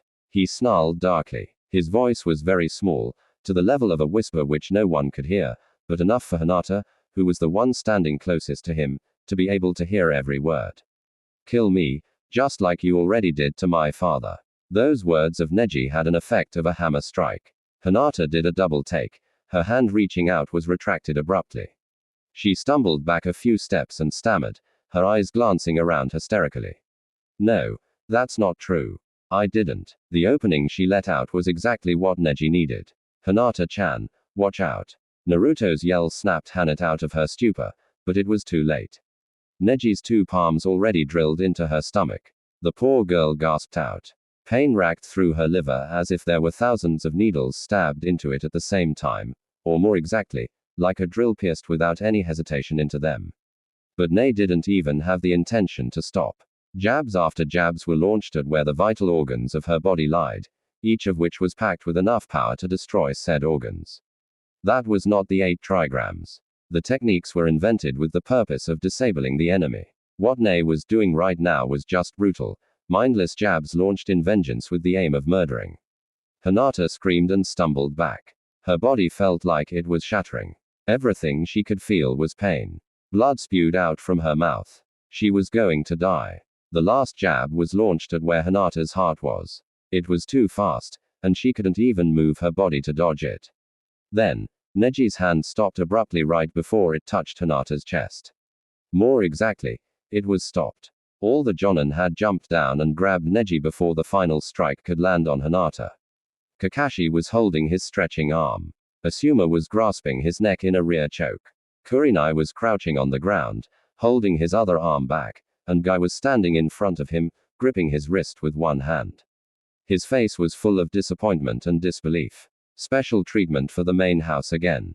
Neji scowled in disdain and disappointment. Guy glared at him with a stern eye. That is enough, Nei. Didn't I tell you not to lose your head over this matter? Nei snorted, but he didn't say anything else. He turned to Hayat, who was standing at the side, dumbfounded. So what now, referee? Declare the winner already. She cannot even stand up now. The Tunin shook his head to snap his brain out of its stupor. Right, winner Nei Hyuga on the ground. Hinata puked out another puddle of blood. Medic by Kami, come here fast. Kurani screamed and 3 medical ninja flickered into the arena. One of them put his glowing hand on Hinata's body, scanning it quickly until stopping at her stomach. Then he lifted his head up and yelled to his partners. Left lung was punctured. Half of the liver was crushed and unable to work properly. Internal bleeding at extreme level. The patient is losing consciousness. Prepare the emergency procedures immediately. Everyone except appalled. Even without medical knowledge, they could know that with such fatal injuries, a normal person would have died in 5 minutes. The fact that Hinata could hold out until now was a miracle. But even with that miracle, she would not last much longer. Damn it, it's not working. Her heartbeat is going erratic. Her life force is fading away. Naruto's brain froze. Hinata was going to die again, and he's here once again helpless. I can help On-chan. The voice of Psycho inside his head startled him. Ha, Psycho-chan. How then? He remembered. Psycho has the power over life energy. If he can use her power on Hinata, she might be saved. But with the mind state of Psycho right now, will it be able to work? No, there is no time to doubt. This is the time he has to trust with all his hope in his instinct and in Psycho-chan. Excuse me, let me go through. Na immediately forced his way through the group of medic nin. One of them noticed him and yelled, "This is not the time. Genin, you got no job over here." But the man faltered when Kakashi's hand suddenly squeezed his shoulder more forcefully than he'd ever felt before. He gulped and allowed the boy to go through. Na sighed in relief and pushed through the crowd, putting his hands on Hinata's chest. A warm, lively stream of chakra started flowing from Naruto's hand into Hinata's body. But instead of vivid red, it's green now, like a normal medical jutsu, albeit with a very slight tint of brown. Hinata's body cringed up slightly, but then quickly relaxed. Her breathing started returning to normal, and her complexion slowly got its color back. Incredible, another of the medic team muttered. Her condition was stabilized. It's just like a miracle. That level of medical jutsu, it might rival a Vensanade-sama. Just what kind of genin is Kakashi training? Yeah, the medic corps of Kanahagaka are full of idiots. They cannot even distinguish a normal medical jutsu for something completely different. Would have thrown a fit if she'd seen what happened to the division she had established and trained by herself after she'd left the village. It's Naruto's luck though. Well, what are you waiting for? Kakashi said loudly. That girl is still in a critical condition. Take her for intensive care unless you want her to die. Ah, right. Realizing their mistake, the medic team hastily put Hinata on a stretcher and took her away. After everyone had returned to their places, Kakashi whispered to Na. Close shave, Na. Yeah. Na murmured back. Thank you, Kakashi-sensei. And thank you too, Psycho-chan. You're the best. Na couldn't see it, but he could swear that he felt something on Psycho's face that he'd never seen before. A big hearty smile. Now Na is a medic now. Ha raised an eyebrow. When did you learn them? Na. If Sakura becomes one, it's understandable. But you, well, it's a secret. Na answered while giving his teammates a meaningful wink.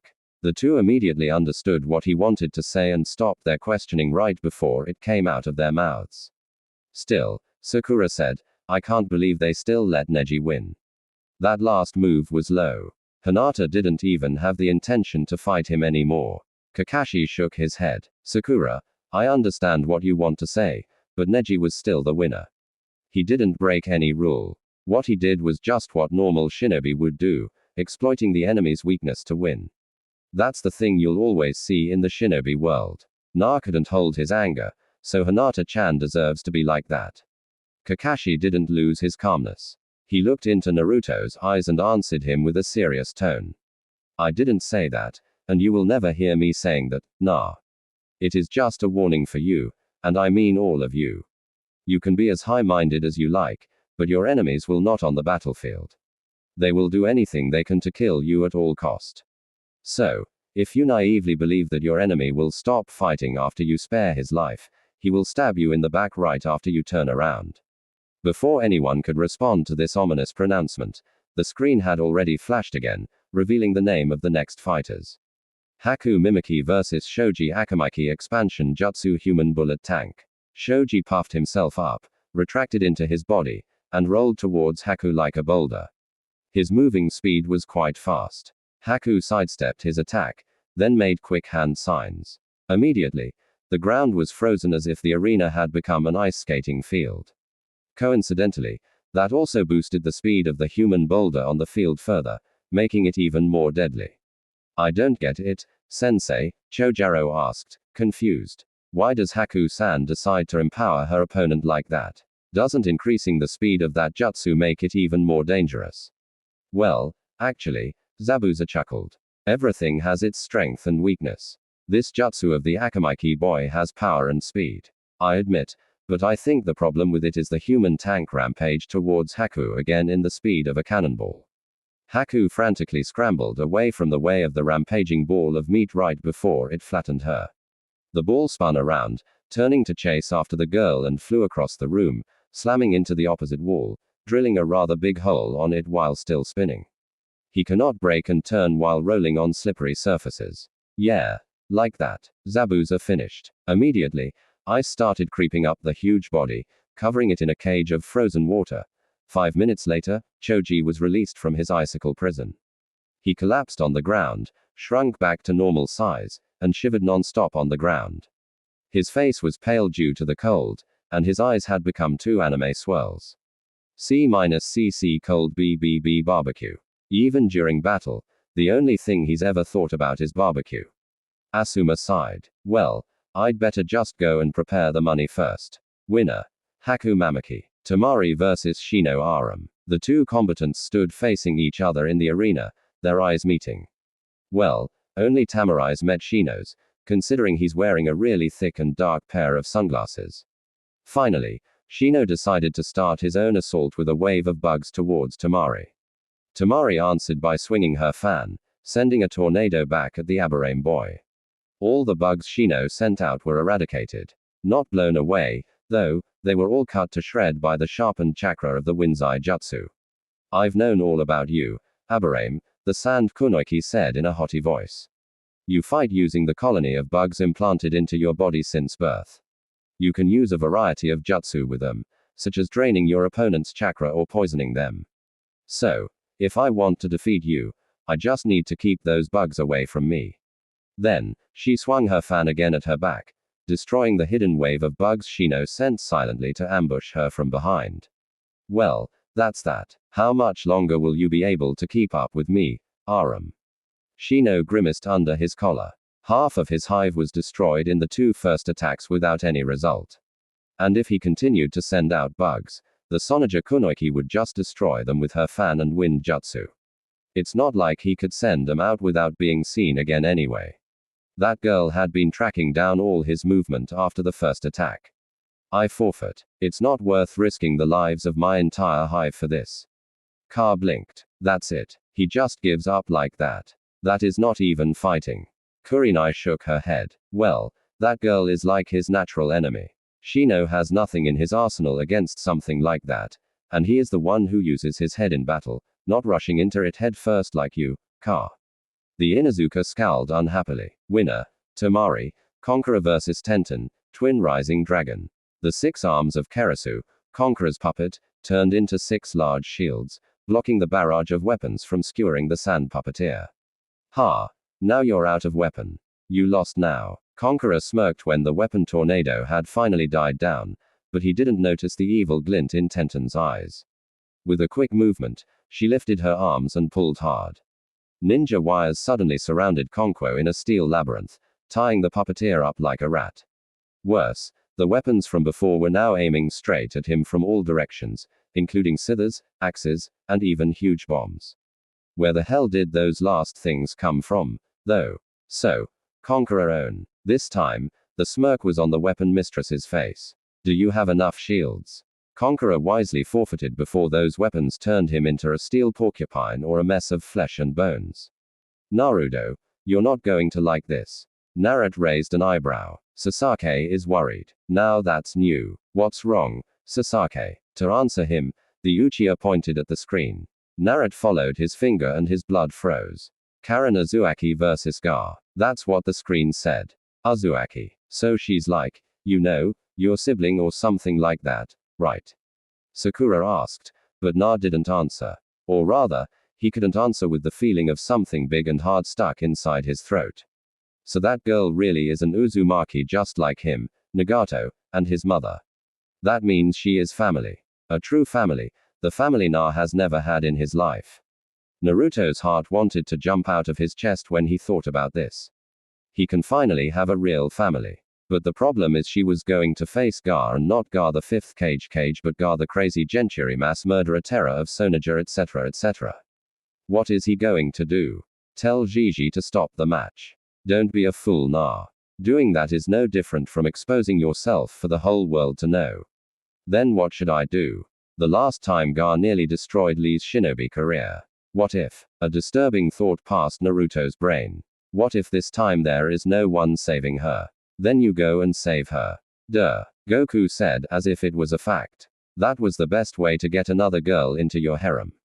The big sis route is always the hottest route. Ah wah. Hey. What's with the claws and tentacles?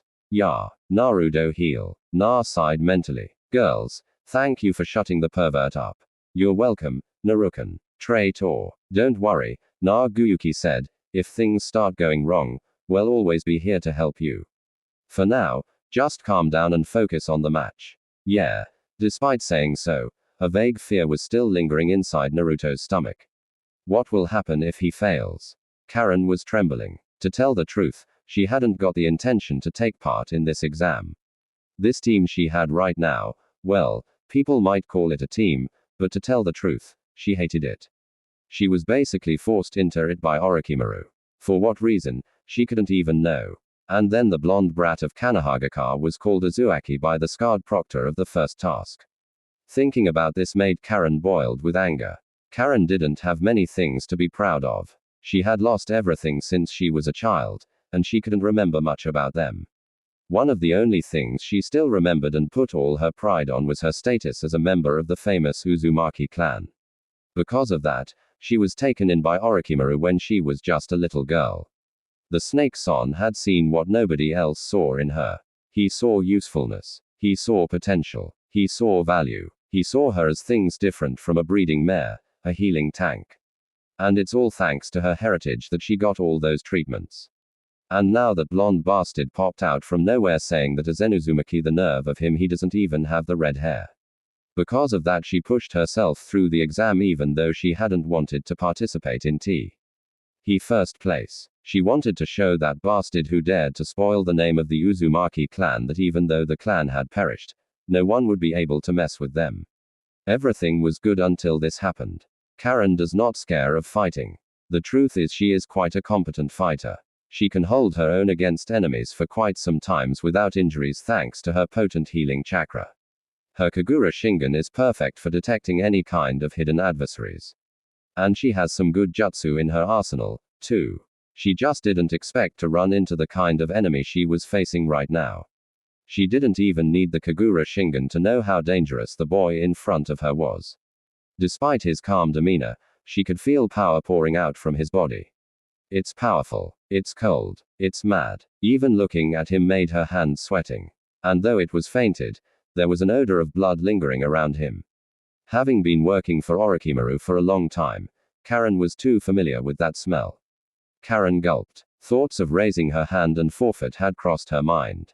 Then she caught a glimpse of the blonde boy who claimed to be an Uzumaki and rage exploded again in her chest like a volcano.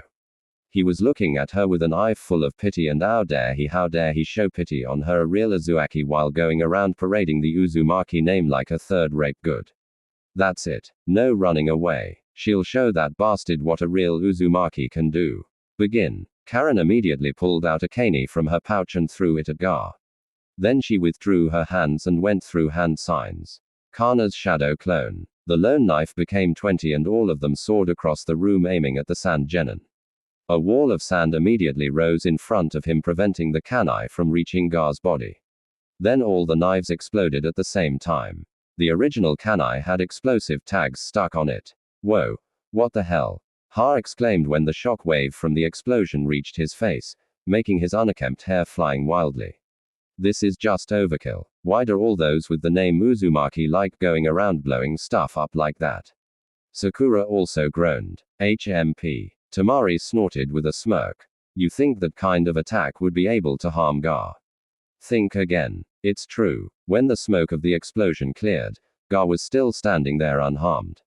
A thick wall of sand was in front of him, shielding him from all the damage which would have killed him if they hit. This match is decided. There is no way that girl would land a hit on Gar. His absolute defense has never been broken. Is that all you got? The ominous voice of Gar echoed through the air. Then it's my turn now. Giant hands made of sand burst out from the ground, all shooting towards Karen like torpedoes launching from a submarine. Screw sand crushing power. Those hands would have been able to smash her to a pulp or at least break half the bones inside her body with the sheer force and weight if they had hit. Luckily for Karen, although her Kagura Shingen cannot see things in slow motion like the sharing or pierce through ye skin to see inside the body like the Byakugan, it shows her clearly where chakra exists. And all the sand on the ground was infused with Gar's chakra. Because of that, she was able to make the smart choice and retreated as quickly as she could to the other end of the room on the finger of the Shinobi statue, away from the range of the sand appendages before they could crush her. Karen knew she was screwed. Sure, she managed to avoid those deadly attacks, but she knew for sure that she was overpowered. The chakra in the sand was so strong it couldn't be of a normal genin. No, it couldn't even be of a human. Orochimaru didn't tell her that there would be this kind of genin in this exam. What did she get herself into? Her instinct screamed at her to forfeit the match, and she had already been raising her hand. Yet, something in her mind stopped her from opening her mouth. Yeah, damn that stupid pride about clan. She's just as bad as a certain of a few months ago. This last attempt would probably exhaust her, but if she could execute it perfectly. It's all right, I have enough chakra to maneuver through this. I can defeat him. She reached into her pouch and pulled out 2 round things the size of big oranges. Then, much to everyone's surprise, Karen charged headfirst at Gar. Full waves of sand rushed towards her once again. But this time, Karen had prepared. Shadow clone jutsu. One clone popped into existence, and the real Karen stepped on her back. Then with a chakra-boosted jump, leapt into the air before the sand waves swept through and obliterated it. Hey nah, she fights just like you. Karen had wanted to turn to throw a fit at the one who had just said that, but this was not the time. Sticking on the ceiling of the arena, she pulled out 5 other explosive kanai from her pouch and threw them all at Gar. And just like before, the Genturk's sand blocked the explosion easily as if it was child's toy. That girl is a fool, Tamari said. Struggling like that only makes Gar matter. She should have forfeited when she had a chance. Mother is craving for blood from under the cloud of smoke. The voice of Garo rose ominously. You will become the sacrifice for my existence. Everyone gasped when tendrils of sand blasted out from Gar's place and skewered the redhead in a blink of an eye. No, Na muttered in horror. Then the body burst into water, soaking Gar's sand to the core. I see the Cyclops. Jonan in the balcony nodded in amusement. Sand cannot move when soaked with water. A clever use of the water clone. I admit that girl is good. You mean those bottles she pulled out before? They're water bottles. Yep. Cantons engraved with seals to increase their capacity are common things to shinobi. But to have enough water to form a water clone of that scale in such a small container is an incredible feat. From behind Gar, the real Karen appeared and closed the distance quickly. A whole pack of exploding tags ready on her hand. Gar's sand was still wet on the floor. They couldn't rise fast enough to block the advancing girl who was now very close to the sand shinobi. For the first time since the match started, Gar's eyes widened. Everyone take cover. Boom. A direct hit. An explosion much more powerful than the ones before shook the whole arena. Karen was thrown away like a rag doll by the recoil. Her body slammed hard onto the ground, full of burning marks, and she felt a piercing pain on her right arm. It seemed the impact had broken it. But no matter, that last blow was a decisive hit. Her body could be mended easily with a bite, but there was no way her opponent could survive that pointball. Ank explosion. Then suddenly her head jerked up in surprise and fear. The incredible chakra signal of her enemy didn't fade away. Rather, it was becoming even more powerful. When the smoke cleared enough for her to see Gar, her fear was multiplied tenfold. Her enemy was still standing. Her lip-risking maneuver didn't even manage to hurt him. The only thing showing some kind of damage on him was his skin, which was now falling off his body, his arms, his legs, his face, which was now dawning a completely crazy expression. No way. Sand skin. Karen knew everything was over for her. That last maneuver took away everything she had. She was now out of both weapon and chakra, and her body was injured. She was completely outmatched. There was no way she could continue the match any further. I thought Karen couldn't even finish her sentence. Hell, she couldn't even breathe properly anymore. Sand had already crept up her body, locking her inside like a cage, and was now squeezing around her windpipe. The last bits of oxygen were leaving her lungs. She's such a fool, charging headfirst into this hopeless battle without thinking of the consequences. Now she was going to die, crushed by the mad boy and his sand. Stop right there, Gar of the Sand. If you don't, you will be disqualified immediately. She heard the voice of the proctor, but it was no use. The sand coffin around her was squeezing even harder, and she could feel her consciousness slipping away together with the pain in her body. That was it. She was definitely leaving the living world, and now she was on her way to hell or heaven. Then she had a very vague feeling of the sand releasing her. But it was too late. Everything around her had gone dark. Everyone was stunned beyond belief. Not only because a girl like Karen had managed to hold her own against someone like Gar for quite some time. Also, not only because Gar was a mindless murderer who was more than ready to squish a girl, a 12-year-old girl, shinobi or not, to mush. It was also because Naruto had sent Gar flying with a punch. What the hell is that? Conqueror muttered in shock. He punched Gar through the sand shield. No less. Screw that. Tamari also mumbled, but with a frightened tone. Gar was denied a kill. He is going to go crazy now. Right as she said, Gar stumbled up from the ground. The terrifying chakra of Shukaku was pouring out of his body like a waterfall, together with the massive killing intent which was making every genin in the room shudder and gasp for air. Uzumaki, he growled in a dangerous tone. To answer, Naruto flared up his own chakra. His chakra, strong as it originally was built up even further during his training and now rivaled the Hokage himself. At least the two powerful waves of chakra clashed against each other, unconsciously heating the air in the room up to near dangerous level. That is enough, the two of you. Na almost jumped when the calm yet stern voice of the third Hokage rose upright next to him. He had been at the two gens' sides since who knew when. And his eyes were now locking at their faces with a sharp glare. I declare this match over, and the winner is Gar, the old man said briefly. Now stop that killing intent and go back to the balcony. The voice of the Hokage was not loud, but it contained such a powerful authority that even Gar had to stop.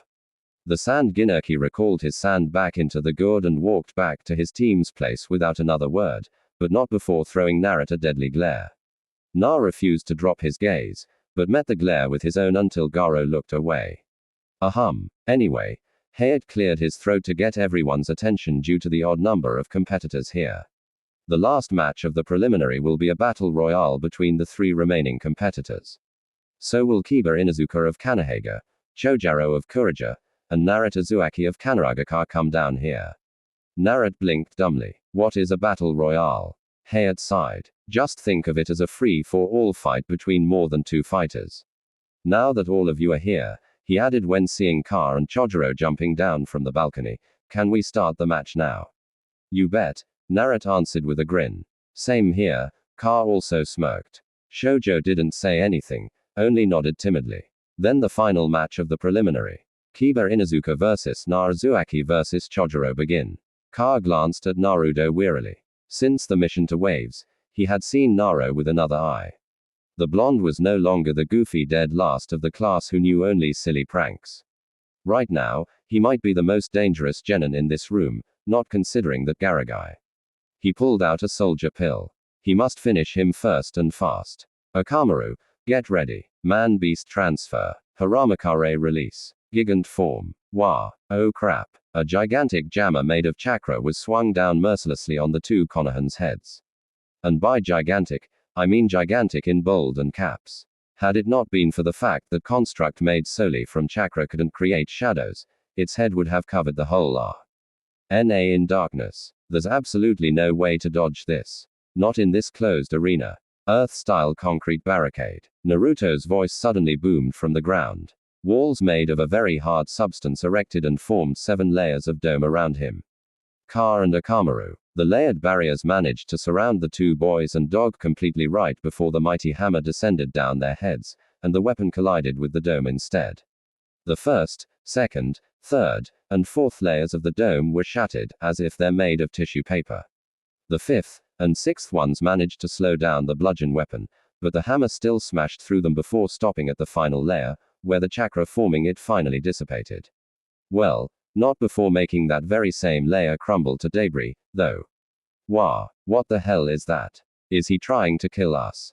Car stuttered. His eyes were as wide as two small dishes. He broke through my strongest defense jutsu so easily. Naruto also grimaced. Then, much to the two Konoha genins' surprise, Chojuro fell over. Still not enough chakra, the glass boy mumbled and fainted. On the balcony, Zabuza smashed his head on the rail. Phew. Car wiped his forehead. That was close. Yeah. Sweet dream, Car. Ha. Car couldn't even manage to blurt out the whole sentence before Naruto sucker punched him in the face. Kurani's palm met her face. How many times have I told him not to let his guard down in front of his opponent? Winner Naruto Uzumaki. Akamaru wed. First of all, I would like to congratulate all the genins standing here right now for advancing to the third task, also the final round and the main eve. NT of the Chunin exam. The voice of the third Hokage echoed across the room, loud and firm. I can see some of you had quite easy matches during the preliminary. Some of you, on the other hand, had some troubles with your opponents, but you all managed to defeat yours and gained the right to compete. End the final round. Sertobi's eyes lingered a little bit at Sasake and Gar's faces.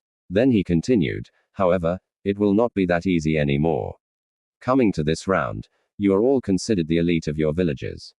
Each of you will fight to represent the power of your countries and you will need to show off all your power without reserves. Therefore, there will be no easy matches for you in the third event of the exam. And because of that, the third event will be held precisely 1 month later. It is for you to revitalize your bodies and minds and analyze the data you collected about your opponents to calculate your chance of winning as well as to improve your abilities. Wait a sec. Sasake raised his hand. Considering what you just said, could it be that the third event is also a tournament? The Hokage chuckled. Very perceptive, Sasake. True. The final round is also a tournament. The final tournament will be held in the main stadium of Kanahagakar in the middle of the village under the audience of all citizens in the village, the daimos and the other village leaders. Now it's Shikamaru's turn to raise his hand. But since it's a tournament, it would mean there's only one winner, right? Does that mean there will only be one person who becomes Chunin? That's not it. Serbi shook his head. Your battles will be observed by the judges, including me, the daimos, and the other village leaders. Those judges will be the ones who decide if you can become a Chunin or not. Therefore, even if you lose your first match, you will still have a chance to become Chunin. Now, before dismiss, there is something that has to be done. Enko stepped up from behind the Hokage. Each of you will take a piece of paper from inside the box I'm holding here. Then, read the number inside of the paper out loud for everyone to hear. Match arrangement, right? Sakura asked. Enko grinned. As expected of my apprentice. So start from you, Cherry. Sakura pulled out a piece of paper. 3, 7. Na said his number after pulling it out from the box.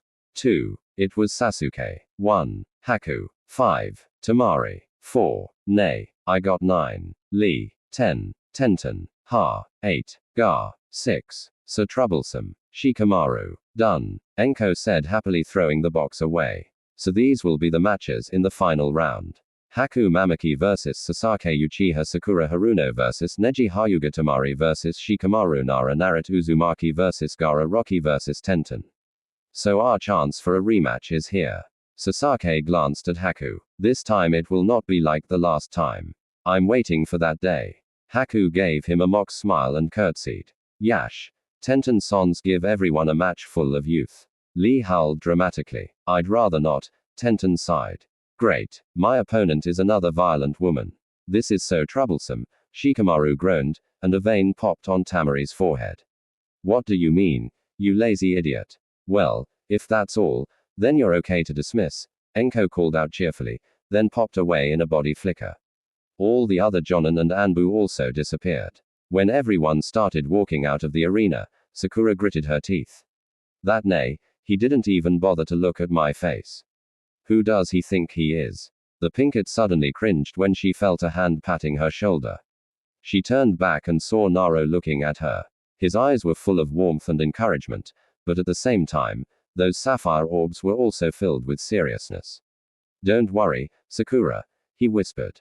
If this was 3 months ago, I wouldn't be sure, but now I'm confident that you can defeat Neji for sure. Don't worry, you can beat him up in the final round. Those words didn't get past Neji's ears. The Hyuga boy turned back and sneered at Na. Hey loser, if you want to be a powerful shinobi, what you have to do is stop those meaningless cheering. Putting hopes into the head of someone without any chance will only bring them closer to the death. You just let him be. Sakura. This time it was Sasaki who spoke up. His voice had a tint of amusement. Even if you lose, it's okay. I'll have a chance to show him what kind of pathetic genius he is when he falls under my hand. Nade his eyes, but then he turned away and walked out. So, how are we going to get out of this forest? Karen opened her eyes groggy. Ow. My head. She was lying on a bed in a white room. This must be the hospital. She couldn't know how long she had been here.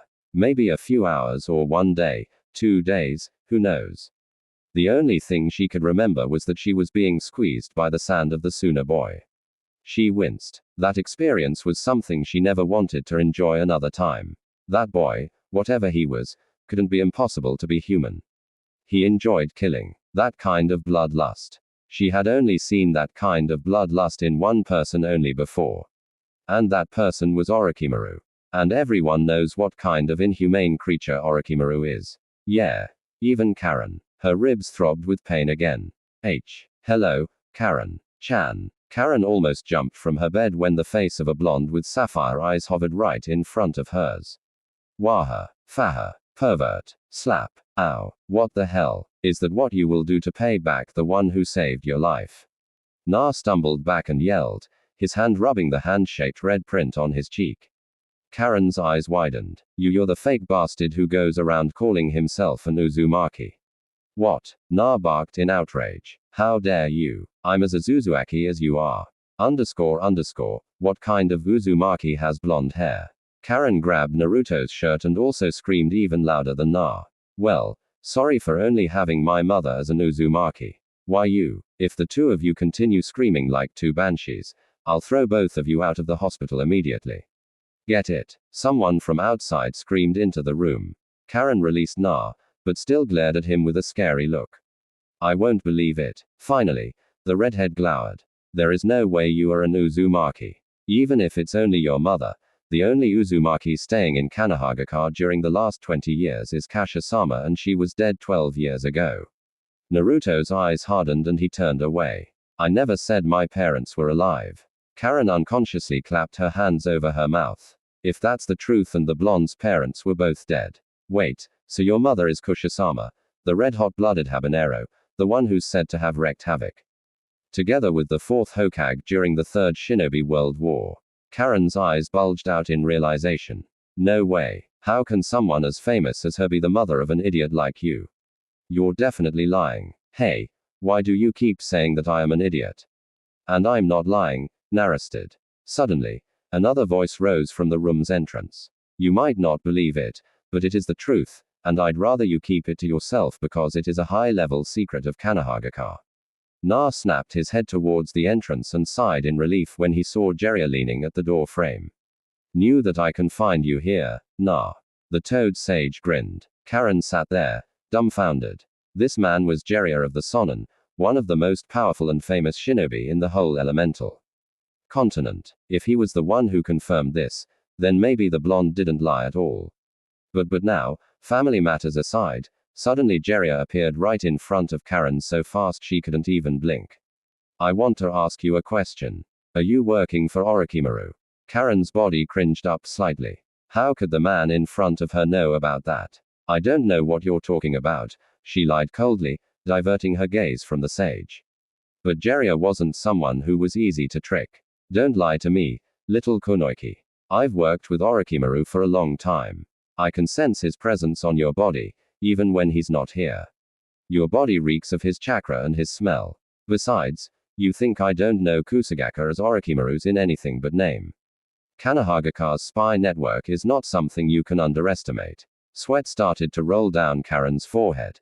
If Kanahagakure had figured it out. Considering your reaction, I can assume that we're right. Usually, this isn't my job, Jiraiya continued in a dangerous tone. But because you are a relative of Naruto, I'm giving you another chance. What is your connection with Orochimaru? Spill it out, or a long-term trip to the TNI division will be your present. Karen nearly choked when she felt the massive killing intent from Jiraiya. Pervy Sage, please, said Na in a scared and concerned voice. Let me talk to her first. The killing intent withdrew, but Jiraiya was still glaring at the redhead. Karen-chan. Na turned back to the girl. Orochimaru is a dangerous person. If we don't stop him, there will be a lot of innocent people who will be dead because of him. Can you please what? Karen cut him short with a sneer. Even if what you said is true, are you expecting me to betray him like that? You're too naive thinking that those petty talks can convince me to sell him out.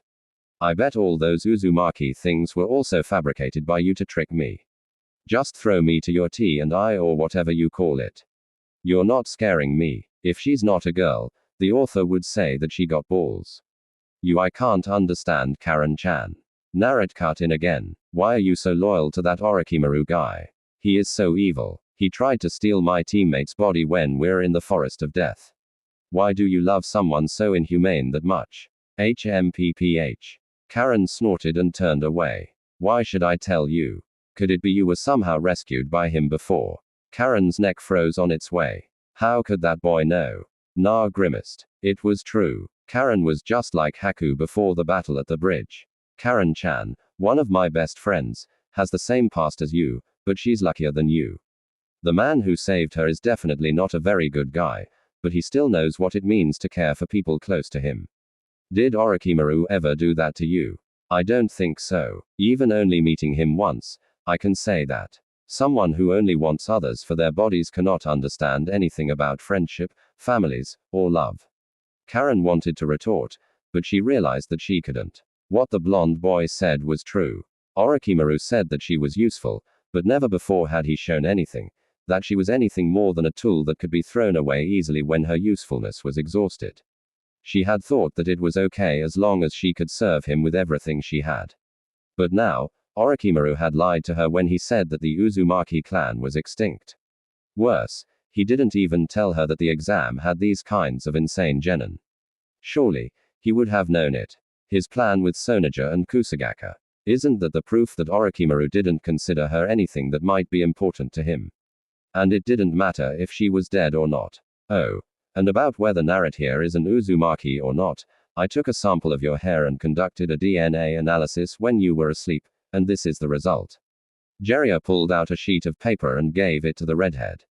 She took it without any question, and her eyes widened when she saw the result. That's right. You two are not only of the same clan, but very close relatives also. It's not exaggeration to say that you two are family. Even Na was dumbfounded before this new piece of information.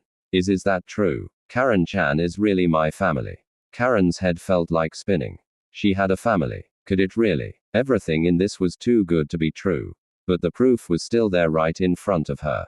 That's awesome. Na suddenly exclaimed. His face brightened. That means you can come to Konoha and live with me, Karen-chan. We can finally have the family we've never had before. Karen said Jiraiya calmly. It might be true that Orochimaru is the one who saved you and gave you a home to live all those years, but that doesn't mean he is a good person. I was his teammate during the time he was in Konoha. I know what he is. He does not care for anyone except himself and will do anything, even stepping over his closest people as if they're insects to achieve what he wants. If you really are working for Orochimaru, you must have understood what kind of things he does to his own subordinates. He is evil, a monster. In fact, if you stay with him, not only you're helping him, harming more innocent people, but he will also throw you away when you outlives your usefulness to him. Do you really want to live with someone like that forever? Karen couldn't find any word to retort. If you agree to help us, Kanehage can also help you, Jiraiya continued. We can offer you complete safety within the village, and you can even join our shinobi force if you want after a probation period. And the white-haired man lowered his voice. We can also give you a family.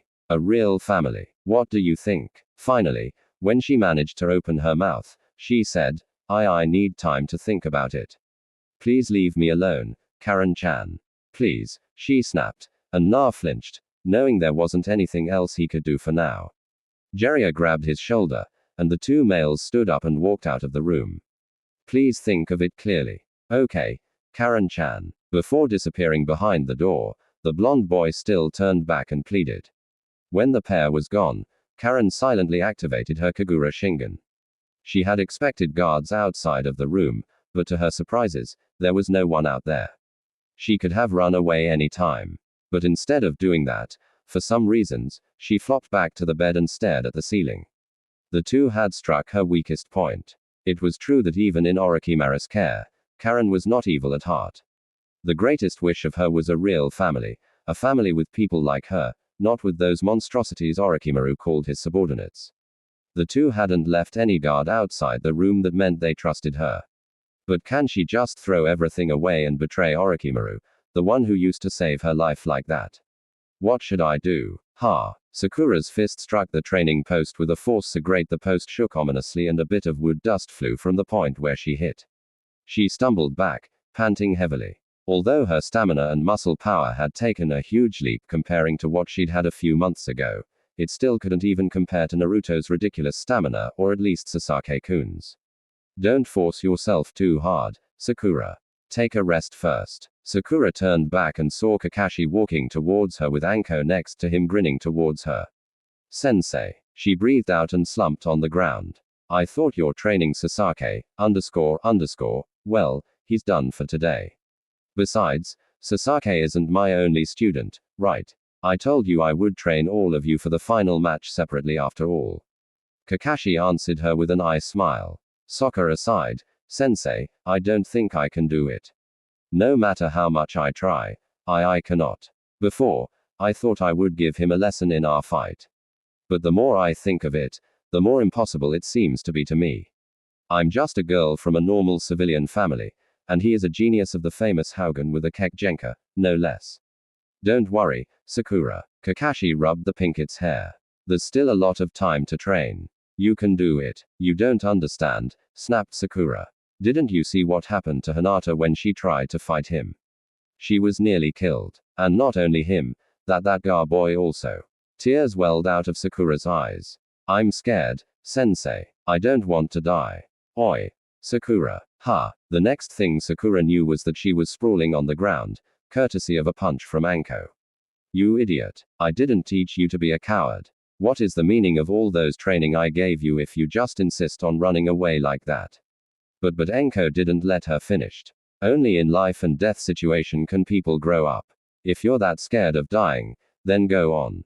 Quit being a kunoiki and go back home being a pathetic spoiled brat who will faint right in front of your enemy and become even easier to kill like you were before.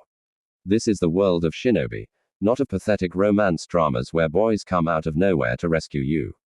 At least if you face death by yourself, you might have a better chance of surviving. That's too hard for her. Anko Kakashi scolded the Tokubetujin. Then he crouched down to Sakura.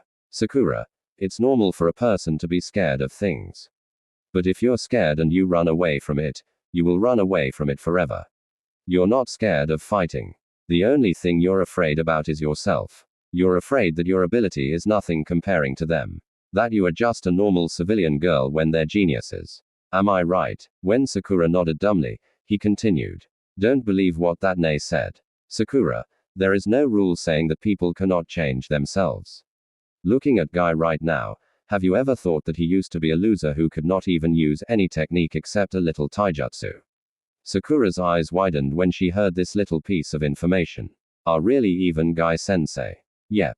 Kakashi smiled. The fact that he's training a prodigy like Neji can be considered one of the greatest ironies in history. But that's for you to remember.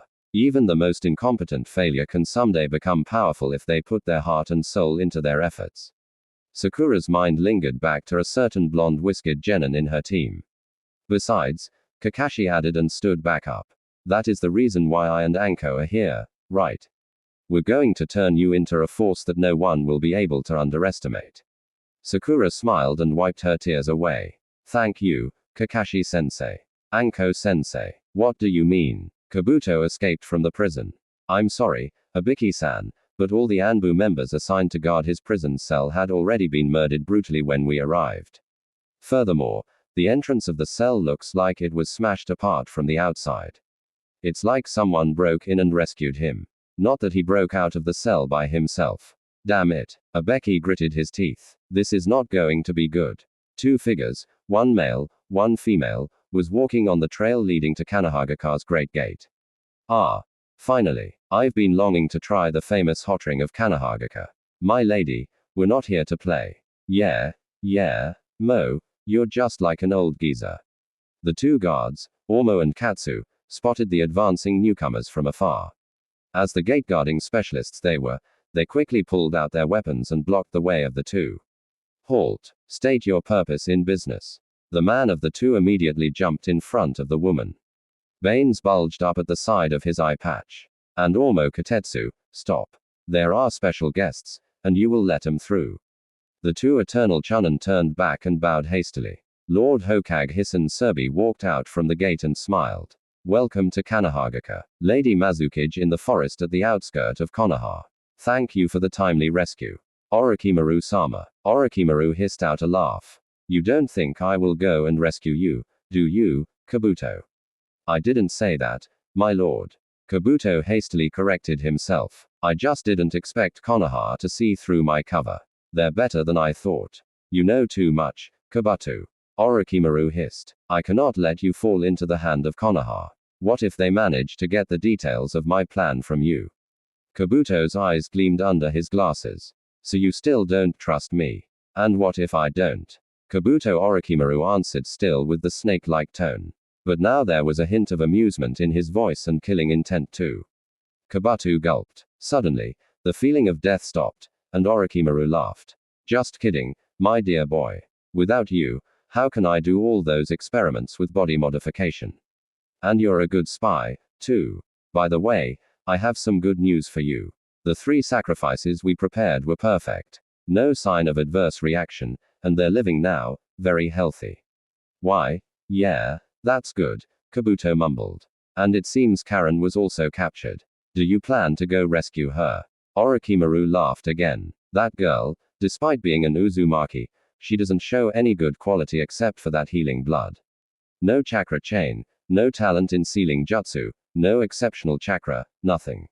Why should I bother? You're way more important to me than that failure of an Uzumaki. Then the snake man grabbed Kabuto's shoulder. Let's go, my boy. We need to do the final preparations. And about Karen, he added with a sneer. If you find a chance, silent her.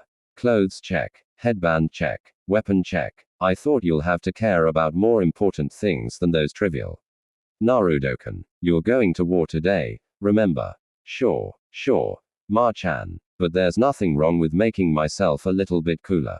Hey, still why do you still need those weapons? You can create them from chakra and you can create explosions much greater than those explosive notes secret exposing. Duh. Na pulled his gloves, a new creation he had made during the month upon his hands, then stood up. All right, time to take on the final round and Orochimaru. Welcome, ladies and gentlemen, to the final round of the Chunin exam. The voice of Hairtate Gecko echoed around the stadium. Yep, he is alive. Poor man didn't even have a chance to show off anything in canon except for a fancy sword dance.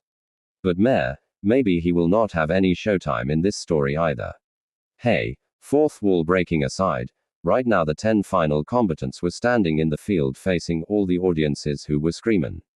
Gee, the names. Some applauding, others denouncing in the same deafening volume. On the highest stand from between the Mazukage and Kei's cage, the third Hokage stood up and spoke.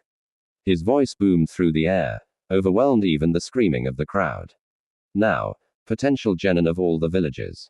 I, as well as everyone here, want to see from all of you nice, fair fights which show not only your power, but also your intelligence, your abilities to keep the situations under your control, and many other things. So, fight well, prove that you are true shinobi, not mindless fighting machines whose purpose is only to fight to the death. The old man gave Naruto a meaningful look when he said those words.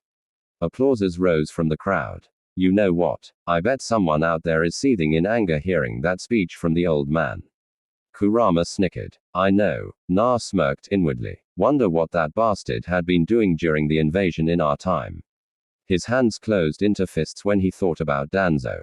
That man was the person Naro hated the most. Only below Ma. Come to think of it, That bastard was the cause of many bad events that happened in and before Naruto's life. Nagato going mad and dreaming of creating weapons of mass destruction to bring peace to the world. Shisui being murdered for the Mangekyo sharing. Itachi being forced, well, kind of to massacre his own clan, leading to Sasuke going nuts, abandoning Konoha and trying to murder him once. He glanced around. Thanks to Kurama's innate ability, he could feel the air reeking of evil emotions. So, it's just like in our time, Orochimaru is really going to invade. The old man had told him not to worry. But what if something went wrong? Nah, you should calm down, Goku said in his mind. Worrying too much is not good for you before a great fight. I know, but this is a war we're talking about here. Many people will die. And the old man, what if he cannot stop Orochimaru? No one said anything in a few seconds. Then Kurama spoke up. I think it's time for you to start trusting on other people around you. Nah, that man, while old, is still very strong. Besides, this time he's not alone. Look at the left side of the stand. Na looked and was relieved when he saw Jiraiya over there. His eyes were both locking at the cage booth, and there was no trace of the usual goofy expression on his face. Just leave it to them. This is a fight they have to finish alone. I believe they already knew what they have to do, the vixen continued. Besides, don't you also have a work you have to do yourself? Oh yeah, Gar. Na glanced at his left. Gar was standing there looking impassive as ever, but the killing intent exuding from his body towards him was near visible. He sighed, yeah, worrying about many things at the same time will not solve anything. Orochimaru is strong, but the old man and pervy sage are both very powerful, too. He needs to trust in them. There is something else, though. So are I trust human. Kurama has finally opened up enough to believe in others. Na smirked inwardly. Creepy silence for a few seconds. So, do you want to feel a little bit of my trust? Narudok, __, Na could feel everyone inside his head inching away from the nine-tailed vixen. Now, with the exclusion of Sasake Uchiha and Hakumamoki, with the competitors returned to the box above so that we can begin the first match of the day. Hayatate's voice rose again, and all the other combatants jumped back to their box, leaving Sasake and Haku facing each other on the field. Are the two fighters ready? Then the first match of the final round begin. Finally, our rematch. This time, I'll not lose to you, Sasake said with a smirk. We'll see about that soon. Haku answered with her own demure smile. Then from both sides of the field projectiles were launched. From Sasake there were 5 shuriken and from Haku there were 5 sunbi. The sunburn soared across the air to meet the shuriken on the air and flew past them, cutting the nearly invisible ninja wires tied onto the throwing stars. Being pulled back by the force, the shuriken lost their momentum and fell to the ground in front of Haku harmlessly. One trick doesn't work twice. Sasake-san, the ice girl sang as I thought it didn't work. So in a blur, Sasake was in front of Haku, his left hand on the hilt of his new katana in a reverse grip. With only a quick draw, the blade was already cutting through the air, aiming at Haku's exposing neck, which seemed defenseless. Or so he thought. A sword made of ice, harder than any kind of metal, suddenly appeared out of thin air and blocked the blade, which was imbued with lightning chakra. But striking her wasn't his intention in the first place. Their eyes met for an instant, and even a mere instance was enough. The Sharingan's power is fully unlocked through 3 steps corresponding to the 3 Tomo. The first Tomo grants the user the ability to see the color of chakra and to see movements of his enemies in slow motion. The second one blesses the user with the power to break genjutsu with his eyes and to record the motions of everything in sight into his brain. Because of this ability, the Uchiha clan members were infamous for their reputation of being enjutsu thieves due to the fact that they can record the hand-als of their opponents as well as the movement of chakra in their bodies.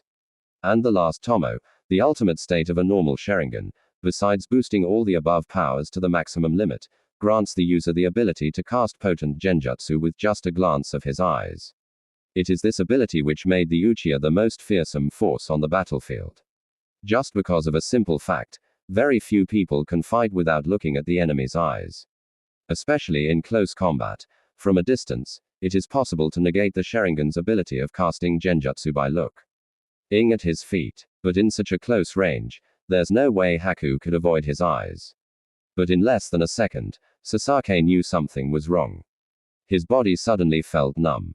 He couldn't even move. It's as if he was completely bound by something. But at the same time, there was nothing there. He was now feeling the effect of his own genjutsu. What the how? He couldn't move his hand to mold chakra to dispel the genjutsu fast enough. There's only one choice. He bit hard on his lips and the pain pulled him out of the genjutsu right in time for him to jump back before a bunch of ice swords pierced through his body from above. But it didn't even stop. Blades after blades followed every step he took and would have skewered him had he not owned the Sharingan. How did you do it? Sasaki gritted his teeth while swinging his katana to deflect another rain of ice projectiles. How did you reverse my genjutsu? Haku only replied with a mischievous smile. Why should I tell you? TCH. Then he caught a glance of Haku's eyes, and his eyes widened in realization. He didn't look at it clearly before, but in front of her irises, there was something looking like a pair of contacts glimmering like two tiny mirrors. It was them which deflected his genjutsu back to him. Genjutsu was useless. He must use something else. His back touched something wet and cold, ice style, chilling prison, to focus on the barrage of projectiles in front of him. He didn't expect something like a dome of ice forming behind his back. And now the dome was closing very fast around him. There's no way he could escape quickly enough. With a loud click, the ice dome became an iceberg, completely trapping Sasaki inside.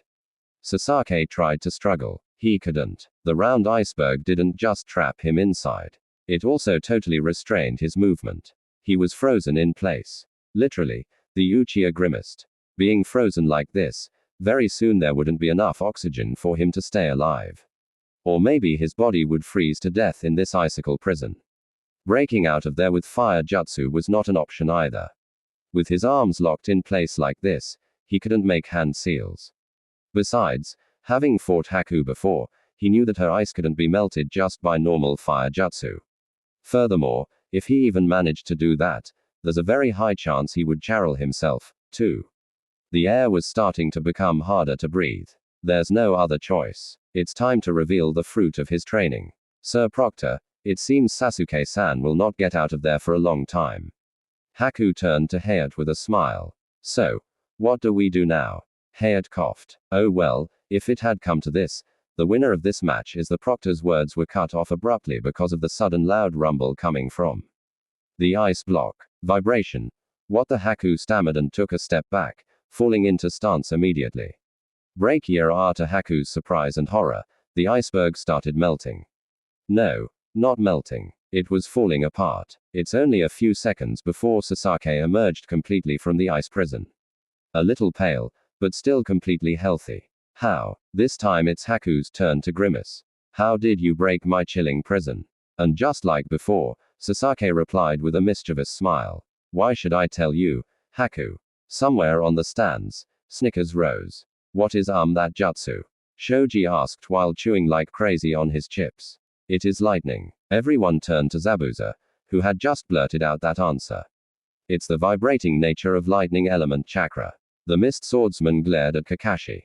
That technique, he sent lightning element chakra into the ice around him, vibrating the water molecules in there to the maximum frequency to the point the water forming the ice disintegrated. You taught him that, Kakashi.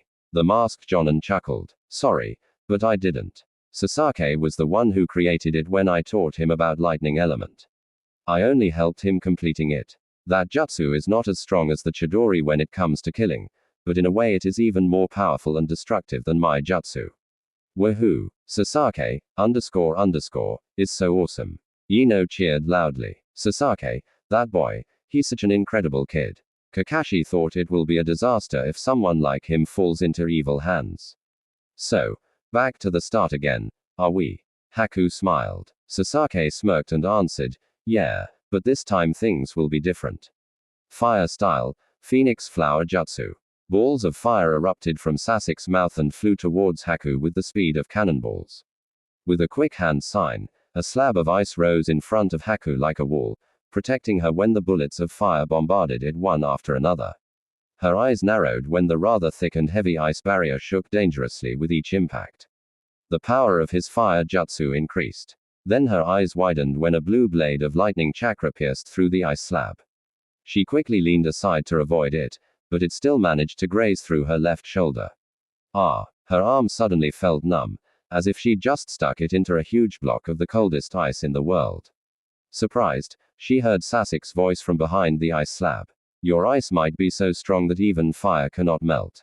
But lightning pierces everything. The wall of ice crumbled, revealing Haku, who couldn't move her left arm due to the numbing sensation. Now, let's see what you can do against me with one useless arm. With those words, Sasaki leapt at Haku and engaged her in a relentless taijutsu and kenjutsu assault.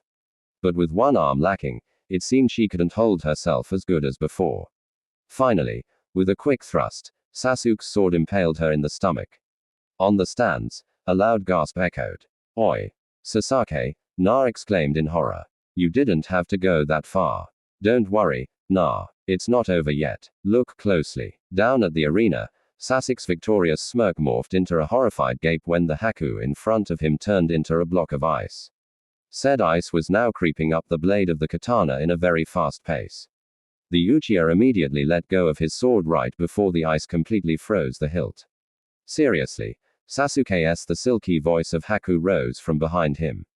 Did you forget that I'm specialized in fighting with one hand? Sasaki snapped his head back only to find himself facing a mirror. And not only one mirror, a dome of mirrors had surrounded him, each reflecting an image of Haku, just like the time at the bridge. And worse, this time the mirrors were all connected with each other. There was absolutely no gap for him to escape from the dome of mirrors. Not like before, Sasaki is very fast for a genin of his age. In normal conditions, he definitely has a clear advantage against most genin in speed, power, and flexibility. The training with Kakashi during the last month improved those advantages even further, making him one of the most powerful genin of Konohagakure. But this was not a normal condition. Inside this dome of mirror, Haku was always the fastest. Even though his sharing had advanced enough for him to see her movement, there's no way his reflex would catch up with her unless she's out of chakra. And it didn't seem to be the case at that moment. And who knows what kind of training Zabuza, her Jonin teacher and adoptive father, the one famous F. Or his power and brutality, bearing the alias Devil of the Hidden Mist, gave her during the training month.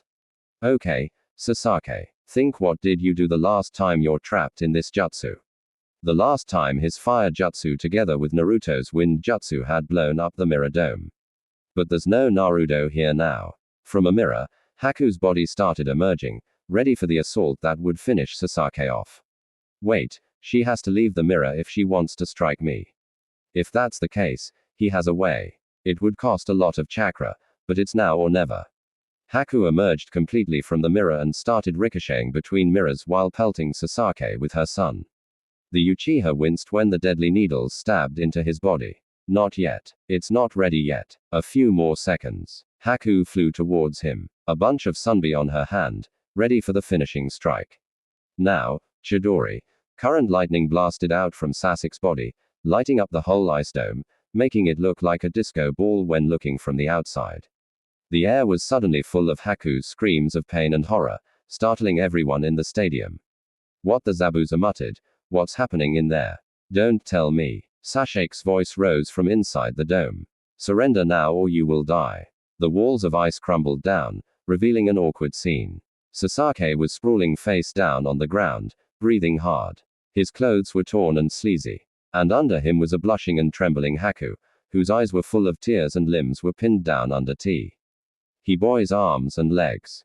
Half of her skirt and a large part of her sweater were torn apart, revealing rather large bits of her hem underwear to the audiences. Awkward silence. I forfeit, Haku answered in a meek voice.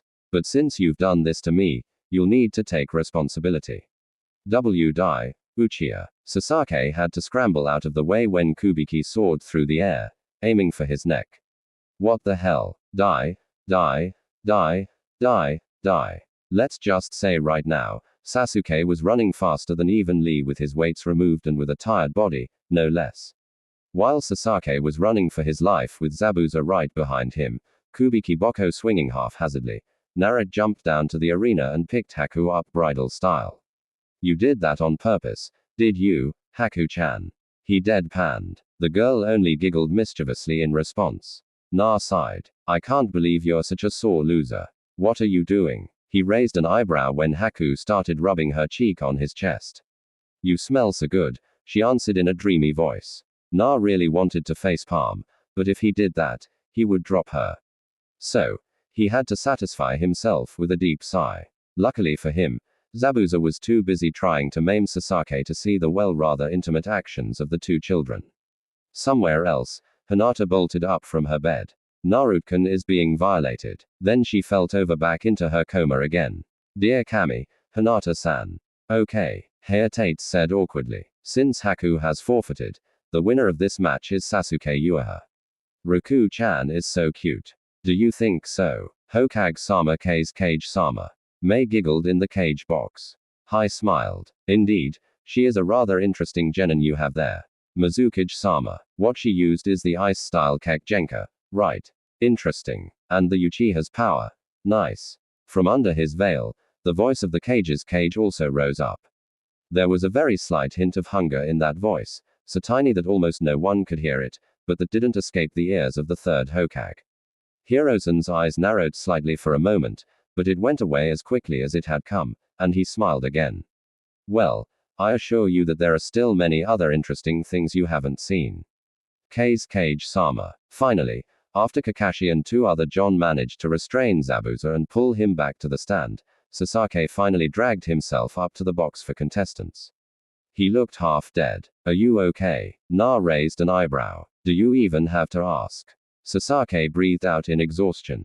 That man is crazy. And stop laughing you. He snapped when Haku began to giggle. And she had already changed into a new set of clothes. So please stop your naughty thinking.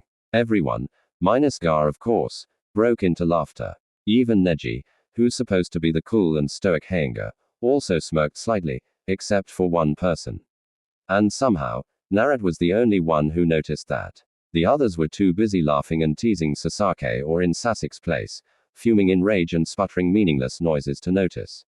Maybe it was because of Kurama's ability to sense negative emotions. Sakura. He lightly grasped the girl's shoulder and whispered to her ear, "You're worried, aren't you?" Sakura nearly jumped when the hand touched her shoulder, but managed to relax when she realized that was Naruto's. Why? Yeah, she mumbled. She wanted to look at him, but her head felt so heavy she couldn't even lift it up. Then she nearly jumped again when she felt Naruto's arm wrapping around her waist. She really wanted to turn back and mow him down for daring to touch her like that, especially in that plaque. But don't worry, Sakura. I know that you trained yourself hard during the last month. With all those training, I believe you can do it. Just give it all your best and don't let his taunts get into your head and you'll be fine. He's cheering for her. Somehow, it calmed her down and all the fear lingering in her head seemed to disappear. She felt herself stronger and more confident. And why is he so warm? No, bad Sakura. He's nah. Don't think about him like that. Will the two next contestants, Sakura Haruno and Neji Hyuga, come down here for the next match to start? Hey, it's time. Na slapped his pink-haired teammate's back. Show it to them that you're a real kunoichi. Sakura smiled. All of her hesitation and fright had completely gone. Yeah, thanks Na. Then she bopped Na on the head. Ow. What was that for? That's for feeling me up, idiot. But Na smiled, knowing that the hit was noticeably gentler than before. Neji glared at Sakura and sneered in his usual haughty voice. Fate has decided that you will lose to me. You, a useless fangirl, have no chance against me. I've noticed since the moment you arrived at the stadium, you couldn't stop trembling. Your head was lowered and your eyes kept glancing left and right. That's the sign of hesitation, discouragement, and lack of confidence. That's why, oh, shut up. Not only Nei, but everyone was taken aback with the girl's answer. What did you just say? Nei's eyes narrowed. I said, shut up. Sakura simply said, who gives you the right to judge other people? I didn't train my off last month to surrender before we even start fighting. It seems she caught up a bit of Anko's language, too. You are annoying and a fool. Neji shook his head, rushing headfirst into battle without even thinking of the consequences. Just like Hinata-sama, he said those last words in a venomous tone. Hinata again, What is wrong with those two? By the way, why do you hate Hinata so much? Sakura voiced her question, and Neji's eyes immediately hardened. It's none of your business, he snapped coldly. But that only made Sakura more curious. I don't get it. What did Hinata ever do to you? A sweet, innocent girl like her. She doesn't want to harm even an ant. Suddenly, Neji rushed at Sakura like a mad bull. His left palm full of chakra lashed out at the girl like a snake lunging at its prey. Luckily, Sakura managed to jump back to avoid the strike. But when she looked at Neji's face, she could see the furious rage engraved into his eyes and the snarl on his mouth. He opened combat first, so Hinata's name pushed his berserk button. Sakura took a few jumps backwards and with a flick of her arm, a barrage of shuriken was sent towards Neji. The Hyuga easily avoided it by tilting his head to the right. When Ne managed to keep his balance, he was even more surprised when he saw Sakura right in front of him, her fist back. But this kind of attack was not something that could give Neji a hard time. He quickly ducked and the fist soared above his head. He could hear the whizzing sound of tearing wind in the air. The girl's reckless punch packed a lot of power, but it left a huge hole in her defense. And Ne was not the one who would waste such an opportunity. His hand lashed out again, aiming at her exposed stomach, and this time it hit. With a loud pop and smoke, a log appeared in place of Sakura. Substitution. Equipped with the Bakugan, Neji didn't have to look up to see the real Sakura descending down his head. He quickly rolled away right before the girl's foot smashed the place where he had just stood, leaving a rather large web of cracks on the ground. TCH. But Sakura didn't just stop there. Jet step. Right upon touching the ground, a quick burst of chakra exploded from the bottom of her feet, propelling her towards Ne like a springboard. The momentum of the chakra burst also boosted her kick, which was now flying toward Neji's waist in a rather high speed. Neji raised his left arm to block and cringed when he felt his wrist nearly broken under the impact. That kick was by no doubt nearly as strong as Lee's. But the kick also left a fatal opening. It was a flying kick, and with such a close distance, if Ne counters, the girl will not have any way to dodge. Neji's right hand lashed out, aiming for Sakura's chest, but the strike never connected. Right before his palm could touch Sakura, another burst of chakra was released from her feet, quick. Pushing her away from the incoming attack. The pinked back flipped on the air and landed on the ground gracefully without even breaking a sweat, but not before delivering a kick across Ne's nose, drawing a thin line of blood. The two fighters separated, and Sakura gave Neji a mock smile. Still going to call me a useless fangirl? Mr. Hyuga Prodigy. Neji's face turned purple with fury. Go Sakura, kick his. Ino screamed from her seat on the stand. You got a good student there, Kakashi. Asuma nodded at Kakashi. The Cyclops Jonin just chuckled. What is Jetep? I haven't heard of anything like that before. Ka looked at Kakashi. The Jonin chuckled again. Frankly, it's just the release of chakra from her feet. It's just a normal technique that any genin with training of chakra control can use. However, with Sakura, the one who has perfect chakra control together with her raw power, it becomes the most dangerous and effective weapon we could ever see. NK of. But why is she only using taijutsu? Karani also raised a question. That was only for close-range combat, and Neji specializes in that. That would put her in a severe disadvantage. Nah, don't worry, Karina.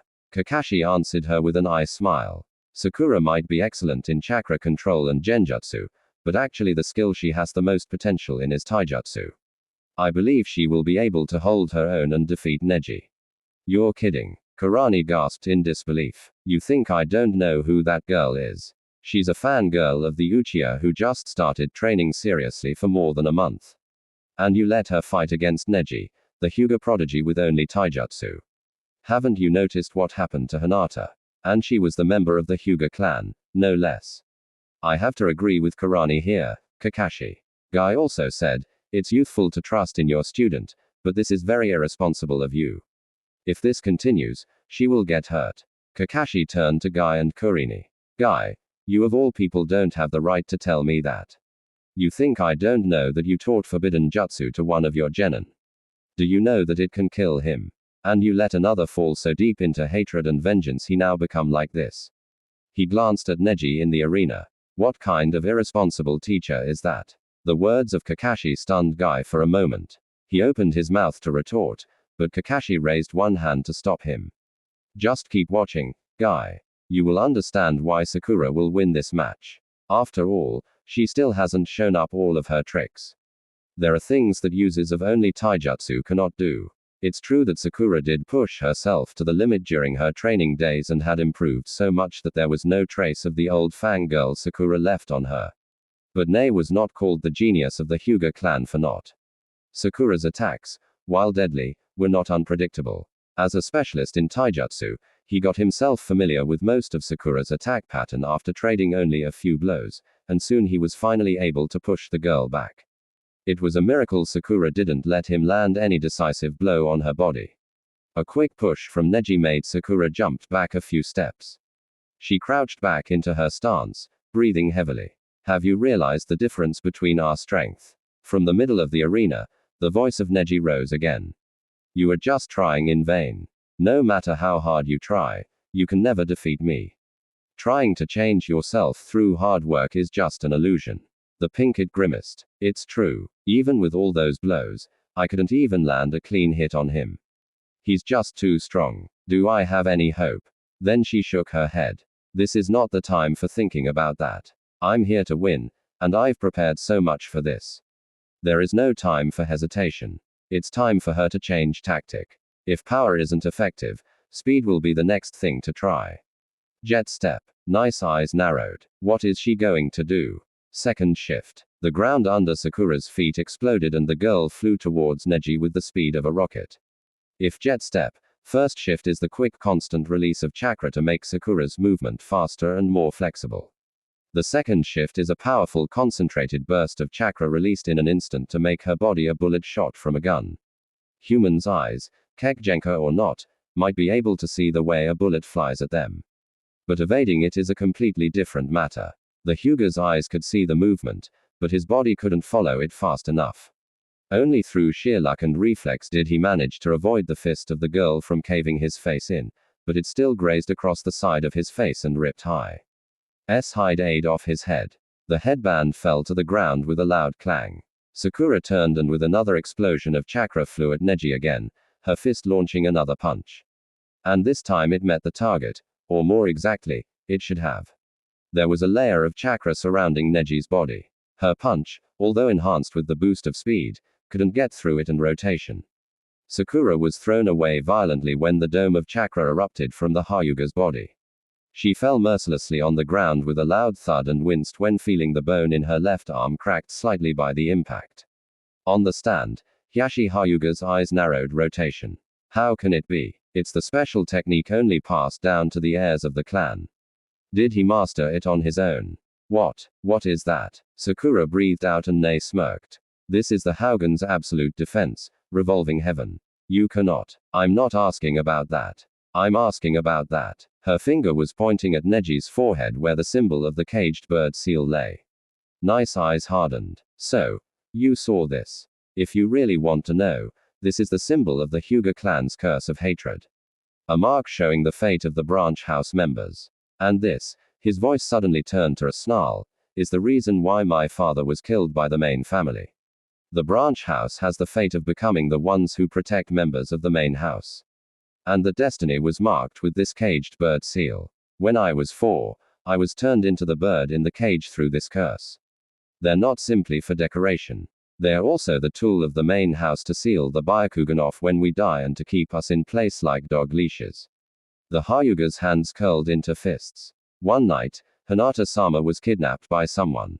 Of course, Hiashi-sama noticed it right away and killed the kidnapper with a blow to his heart.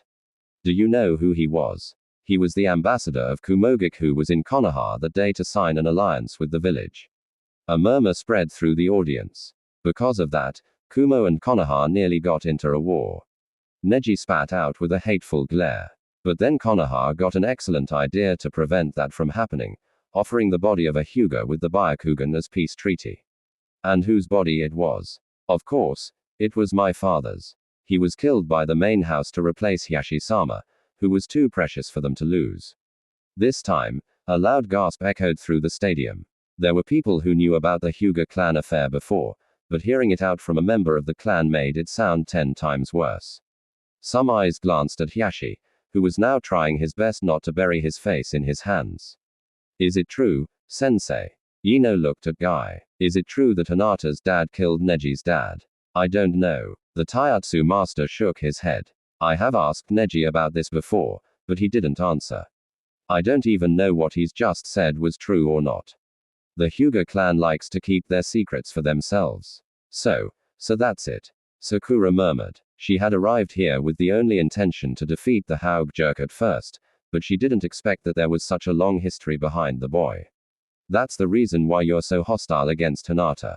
You think that she was the reason behind your father's death. Finally realized it. Nei smirked. Then you should have understood that no matter how hard you try, you will never escape fate. Just like my father and I being pushed into the branch house, everything is always for the sake of the main house. Never were members of the branch house deserved any respect. Is it the truth or is it what you thought? Neji surely didn't expect such a question. What I am asking you if that is really the truth or just what you imagined by yourself. Sakura repeated calmly. Her face surprisingly was full of disgust, disappointment, and even pity. It is true that your father was dead, but what does it have to do with Hinata? She was just a 3-year-old child at that time, and you have been trying to kill her because she couldn't do anything to fight back against a Jonin-level ninja. At least I am not the best at those tragedy stories, but even I can see that you are just trying to find someone to blame for your father's death. You, Neji, snarled angrily, but Sakura didn't let him finish his sentence. I'm disgusted of the name prodigy people give you. I understand you're hurt because of your father's demise, but it's wrong to think destiny is all decided because of that, and you also have no right to force other people to believe in the fate. You decide for them. Nei's Bakugan gleamed dangerously. Then, with a very quick movement, he charged at Sakura. The girl couldn't react fast enough to dodge the fingers aiming at her. 8 trigrams, 2 palms. Sakura gasped when the fingers poked her at the ribs. She felt a sharp pain like needles stabbing through her skin, and the places attacked went numb. 4 palms, 8 palms, 16 palms, 32 palms, 64 palms. On the stand, Hyashi's eyes widened. That is the 8 trigrams. 64 palms. Sakura screamed and stumbled back. Her whole body was burned with searing pain and she couldn't feel chakra in her body anymore. This is what Hinata had to suffer. The Pinket's body fell on the ground with a loud thud. I have warned you and you didn't listen. Nei aired coldly at the girl on the ground. A spoiled brat like you who knows nothing about the pain of losing someone close to you can never understand. You can never understand what it's like to be burdened with something you can never get rid of. That is something decided by destiny and there is no way to change it. My father tried to defy his destiny once and he was killed. That was the fate of people who tried to go against the destiny just like you. Then he turned to Hayat. Referee, this match is over. She cannot fight anymore. Declare the winner. Don't underestimate me. Neji glanced back and was shocked when he saw Sakura pushing herself up from the ground. How she shouldn't have been able to move. I may not be able to understand that pain of yours. She gasped out. But don't you dare thinking that only you have a bad past. Both of my teammates have pasts even worse than you. Both lost nearly everything precious of their lives. One of them also has to bear the greatest burden. He was the dead last of our class. The troublemaker of the village. Everyone hates him, but he has always faced them with a smile. Always tried to become better, and now he has become one of the best genin I've ever seen. On the contestant box, Na grinned and Sasake snorted. He is the one who gave me the reason to become a better kunoichi, so don't you saying that people cannot change. Better kunoichi, you say. Nei laughed. Right now, you cannot even stand properly. Without proof, all those pretty words you have just said are just empty, meaningless blabbers. Face it, you will never be able to become anything but a weakling who can do nothing but depends on your teammates. Don't listen to him, Sakura. Everyone turned to the contestants box where this new voice originated. It was Na who had just yelled out. He was looking at Sakura with an encouraging smile on his face. If you believe in yourself, there is nothing you cannot do. As long as we are here, you will never be a weakling. Give it your best and show him what you got. It is true. Next to Na, Lee was also screaming to the sky with his signature loud voice. Your way of thinking is the most youthful soccer. The flame of youth is burning brightly inside you. You will prevail after this exam is over. Please be my girlfriend. Lee Tenton scolded him in horror. Sakura would have blushed like mad and tried to scramble away from there as fast as possible if her body hadn't hurt so much. Hey, don't worry. I don't plan to give up right now, she grinned. She had finally managed to stand up properly. That's right. This is the time to unleash my final trump card. Flashback. Remember Sakura. An important note when you fight Hyuga clan members is that you must never let them hit you. Kakashi said, as far as I know, they have attacks that are able to hit your tenketsu and shut them down, making you unable to access chakra. If that's the case, even Jet Step will become useless. You're asking me the impossible thing, sensei. Sakura stared at him. Try my best or not, Neji is still a taijutsu genius. How can I fight him without getting hit even once? Kakashi winced. That was a pretty good reasoning. That Neji boy was a member of the Hyuga clan, famous for their taijutsu, and a student of Guy, no less. Even with her newly developed technique, how might he expect Sakura to win without letting him hit her? If that's the case, we'll have to find a way to counter him when you're hit then. But Kakashi scratched his cheek. I don't think there is any way to counter it once you got hit by them. Unless you can force your tenketsu open with a strong burst of chakra from an outside source. Well, that was easy, Anko booted in. Just store your chakra into a scroll. Then, when you're hit, pop it out and voila. Good as new. Haha. She laughed. That was only a joke. But Kakashi's visible eye suddenly widened. You know, that's actually not a bad idea. End flashback. Neji's right eyebrow quirked when Sakura clapped her hands together. It's useless. Your chakra network was sealed completely. You cannot use chakra anymore. Don't bother. Ha. His eyes widened when a blue flame of chakra started glowing around Sakura's stomach. Not only that, it was glowing stronger and stronger. What? How? This is impossible. Then the flame exploded with the Byakugan activated. Nei could see in horror chakra bursting from the place on Sakura's stomach into her chakra network. Wherever the chakra stream spread to, the tenketsu there was forced open immediately. What? What is this? How did you surprised? Ha! Sakura smiled triumphantly. This is all the chakra I've stored during the last training month. Seems the gentle fist is not so perfect anymore, is it? Now prepare yourself because this will be the last attack of this match. With those words, Sakura once again launched herself at Neji. That chakra burst. It's even stronger than before. Rotation. Sakura was once again tossed away by the dome of chakra surrounding Neji. But this time with a burst of chakra, she did a backflip on the air and landed on the ground easily and quickly enough to pull out some shuriken and throw them at Neji, who had just finished spinning. The boy also pulled out his own shuriken and threw the star-shaped projectiles met each other on the air, making some loud clang. Why didn't he just use rotation again? Could it be? For the first time since the match began, Nei's face showed a worried expression. Sakura rushed in again with another air-splitting kick. And this time, Neji had to retreat. Neji Hyuga, the prodigy of the Hyuga clan of all people, was forced to retreat in a taijutsu battle. With a normal kunoiki, without any special ability, no less. But even Sakura couldn't hold it for much longer. Forceful sudden injection of such a large amount of chakra into the body of a human is dangerous. Even right now, Sakura's whole body was in throbbing pain. Yet, she was still forcing her way in valiantly, not even caring about her body. Why? Why are you trying so hard? Because Sakura punctuated every word with a punch. You look down on everyone with lower status than you. You spat on people's effort to become better, thinking it was decided by some stupid destiny and fate. And she launched an especially nasty punch to Neji's face, forcing the Hyuga to duck and roll away. You said that I could not become anything but a weakling who needed to depend on my teammates. She bounced back and Nei's Bakugan widened when he realized all the remaining chakra in Sakura's body star. Ted flowing towards her feet. Not good rotation. Neji's ultimate defense exploded into life once again with maximum force right before the pink bullet slammed into him with all the power she could manage. The two forces collided and for a while it seemed the girl had managed to pierce through. But finally, Sakura was the one who was thrown away even more forcefully than before by the immense force of the revolving heaven.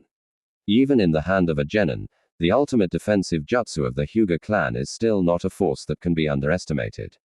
It was created based on the concept of retaliation with all of its meaning. The more powerful the opponent's techniques are, the more damaging rotation becomes.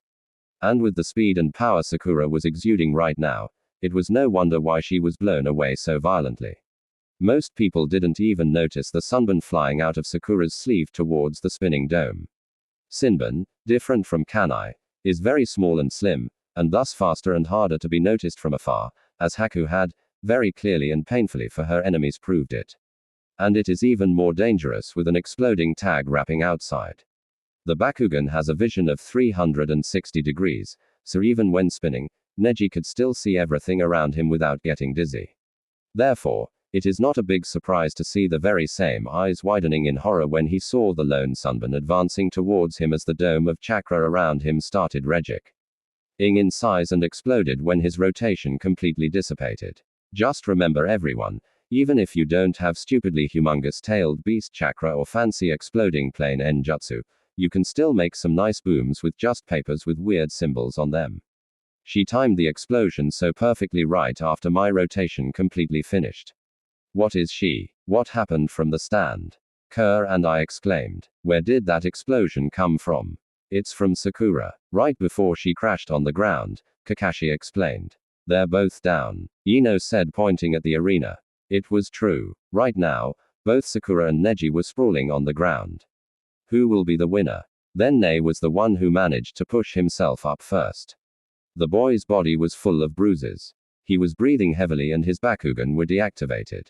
You fought well, he gasped out when dragging his feet to where Sakura was lying. But this is the end. This is reality. Guy looked at Kakashi. Too bad, my eternal rival. But the match is decided. Being able to push Ne of all people this much. Your student burned brightly with the flame of youth.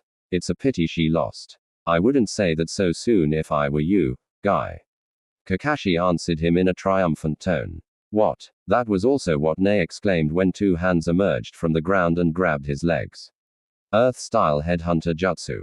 How did you? The Hyuga could only croak those words out after he was buried to the neck in the ground. Sakura, who was standing above him right now, pointed a cane at his forehead. She looked completely exhausted, but in her eyes there was a blazing flame of determination which forced her to stay standing, and she was no longer wearing her long coat. It was because you never bothered to look underneath Ne. She said she was so tired that her voice was reduced to near whisper. Over there is just a decoy I made with my coat right before I crashed to the ground. The explosion was also only a decoy. My aim since you first use your rotation has always been trapping you in the ground like this. If you cannot move, all of your gentle fist abilities are useless. Now, she moved her cane down to his neck. Will you forfeit? She actually managed to defy fate. Could it be I forfeit? This was the first time everyone in the stadium heard the prodigy of the Hyuga clan uttered those sad words. Silence filled the air for a few seconds. Then Hayat's voice boomed around the stadium. Winner by forfeit, Sakura Haruno. The crowd erupted into cheers. Everyone was surprised that the Hyuga prodigy was defeated, and by forfeit, no less, by a normal kunoichi, who had still just been a fanatic member of the Sasake fan club just a few months ago. Thank goodness, it's finally over. I did it. With those final words, Sakura finally allowed herself to collapse. Will Sakura be all right? The medic nin treating Sakura lifted his head up and gave Naruto a smile. Don't worry. Aside from chakra exhaustion, fractured arm bones, 3 broken ribs, and slight rupture in her chakra network due to the forced injection of chakra into the system, she'll be all right. But it seems she will not be able to continue the Chunin exam. What a pity. She is such a promising candidate. That's not what I would call. All right, you know, Naruto mumbled. The medic nin chuckled. Oh. Cheer up, boy. Your girlfriend will be fine with us. By the way, your match is coming, isn't it? You'd better focus on that rather than worrying about her. Na blushed. Wah, she's not my girlfriend. Didn't you have a crush on her since you're in the academy? Kurama noted dryly, not helping. But you know, Shukaku suddenly said, that girl's fight reminds me of your own battle during our time. Nah, the reckless charges, the speech, using chakra to force open the chakra network. Even that final underground attack, too. Don't you find it weird? Ah, Sashuki Senpai noticed me. Na grinned mentally. Even not being able to see, he could still feel Shukaku blushing bright red. Yep, he was able to make Shukaku of all people blush. Naruto is just that awesome. How? BWRU I didn't and stop calling me with that names. Guyuki snorted and received a punch to the face courtesy of our favorite flustering Tanuki. That's not true. Shukaku Kokuo shook his head. That girl's attacks might be reckless, but they're all practiced thoroughly from before the match. That's why she could execute them so perfectly. I bet she got a strategy for this match even before they started fighting. That's completely different from Naruto's style. Reckless, unpredictable, without any strategy, and sometimes brainless, too. Hey, look. Isabu piped in. The match of the Boy and the Sand Girl is about to begin. Guy, can I have a moment with Neji alone? Hi. Hyuga stepped into the medical chamber. The taijutsu master looked at him wearily for a moment, but then he nodded and walked out of the room, leaving the two. Hire alone. What do you want? Neji sneered. Are you here to laugh at me? I am not, and you will never see me doing that, Hayashi answered stoically. The reason I'm here is to apologize to you. Then the proud head of the Hyuga clan did something no one could ever expect. He kneeled on the ground and bowed down to Neji. Neji was completely shocked. However, at the same time, a barbaric happiness surged up from inside his stomach. And you think saying sorry alone is enough? He snapped bitterly. Sorry alone won't bring my father back. Can you bring him back to me? Why should I accept your apology? Hai stayed silent for a while. Then he answered sadly, that is also what I come here for. I want to talk to you about your father. Neji's eyes widened. We regret to inform you that contestant Sakura Haruno is in no condition to continue with the exam. However, because contestant Neji Hyuga has lost his match, he cannot replace contestant Haruno. Hayat's announcement raised a wave of murmur from the audience. Because of this unexpected circumstance, after the 3 last matches of the first round, there will be 2 semi-final matches and then the 2 winners of the semi-final matches will face each other in the final match. Now will the 2 next contestants Shikamaru Nara of Kanehage and Tamari of Sonaja come down to the field. Tamari floated down to the field immediately with a swing of her giant fan. However, Shikamaru still leaned on the rail of the contestant box and sighed. This is so troublesome. Why do I have to fight? And my opponent is a girl, no less. Maybe I should just throw the match right now. Poor guy. He didn't even see Naruto and Sasuke's evil grins behind his back. Oh. Just go down there, will you? The boy couldn't even scream out when 2 hands grabbed his collar from behind and threw him down the contestant's box. I've always wanted to do that. A rather smug-looking Sasuke looked at who answered him with a grin. You don't know anything, Sasuke. You just don't know anything. Curse you, and Sasuke. I have to admit that boy is lazy, but when needed, he's pretty good. Isabu noted while Shikamaru was jumping back to avoid the swing of the gigantic fan at his cranium. Then he winced when the boy was blasted to the wall with a tornado. Ooh. That must have hurt. That Tamari girl was so brutal, especially when it comes to her future boyfriend, Shukaku piped in. She had lived with the girl for so long, it became kind of a common knowledge. Don't worry, Shikamaru is incredibly smart. He will definitely find some way to counter her. Oh. There he goes. Added when Shikamaru slipped into his thinking pose. Tamari looked at her opponent with weary eyes when he sat down and did a weird gesture with his hand. What is that lazy bum doing? Then her eyes narrowed when a victorious grin appeared in his face. She jumped back a few steps to avoid the shadow shooting out from his feet, which was now chasing after her. The shadow was moving with a considerable speed towards Tamari, but that speed wasn't anything a ninja of Tama's caliber couldn't follow. She jumped left and right, easily evading the black tendrils chasing after her. And she smirked when the shadow stopped when they're just one step from catching up. It was near noon already, and it seemed the shadows were all shortened so much. Shikimara's technique could only stretch that far. 15 meters is the limit. Her opponent's specialty is shadow controlling. As long as she can avoid the trees where there'll be lots of shadow, she'll be fine. Then she saw a bunch of shuriken and kai flying at her. So the shadows are just distraction. But this is foolish. Winds the jutsu, she swung her fan and the deadly projectiles were swatted away with another mini tornado. And on the branches of the trees in the battleground, deep scratches started appearing. The jutsu also has very potent cutting power. But all the shuriken and kana suddenly stopped in the air after they were deflected. Then they turned midair and once again flew at Tamari, who was caught completely surprised and had to jump away from the barrage of steel coming from every direction, courtesy of her own jutsu. Those shadows of him, he was using them to control the flight path of his weapons. She was the one who started the assault, but he was the one who had played her like a puppet since the start of the match. And there he was, looking at her and smirking like a bastard. All right, calm down, Tamari. There was nothing to lose your head about. You still have the advantage of range. As long as I stay out of the shadow's range, I will be fine. The shadow once again advanced towards her, but there's no need to worry. She's still out of the shadow's range. Then, to her surprise and horror, the black tendril on the ground slid through the kani and shuriken littering on the ground just like a snake. And it was closing the distance faster and faster. The shadows of kana and shuriken might not be very long, but they are perfect for a shadow user to exploit for extending his shadow when they're connected with each other. With each weapon shadow on the ground, Shikamaru will have another additional 15 meters to the range of his own shadow. That means with all those weapons littering on the ground, he will have complete control over the whole battleground. Tamari knew she was completely outsmarted.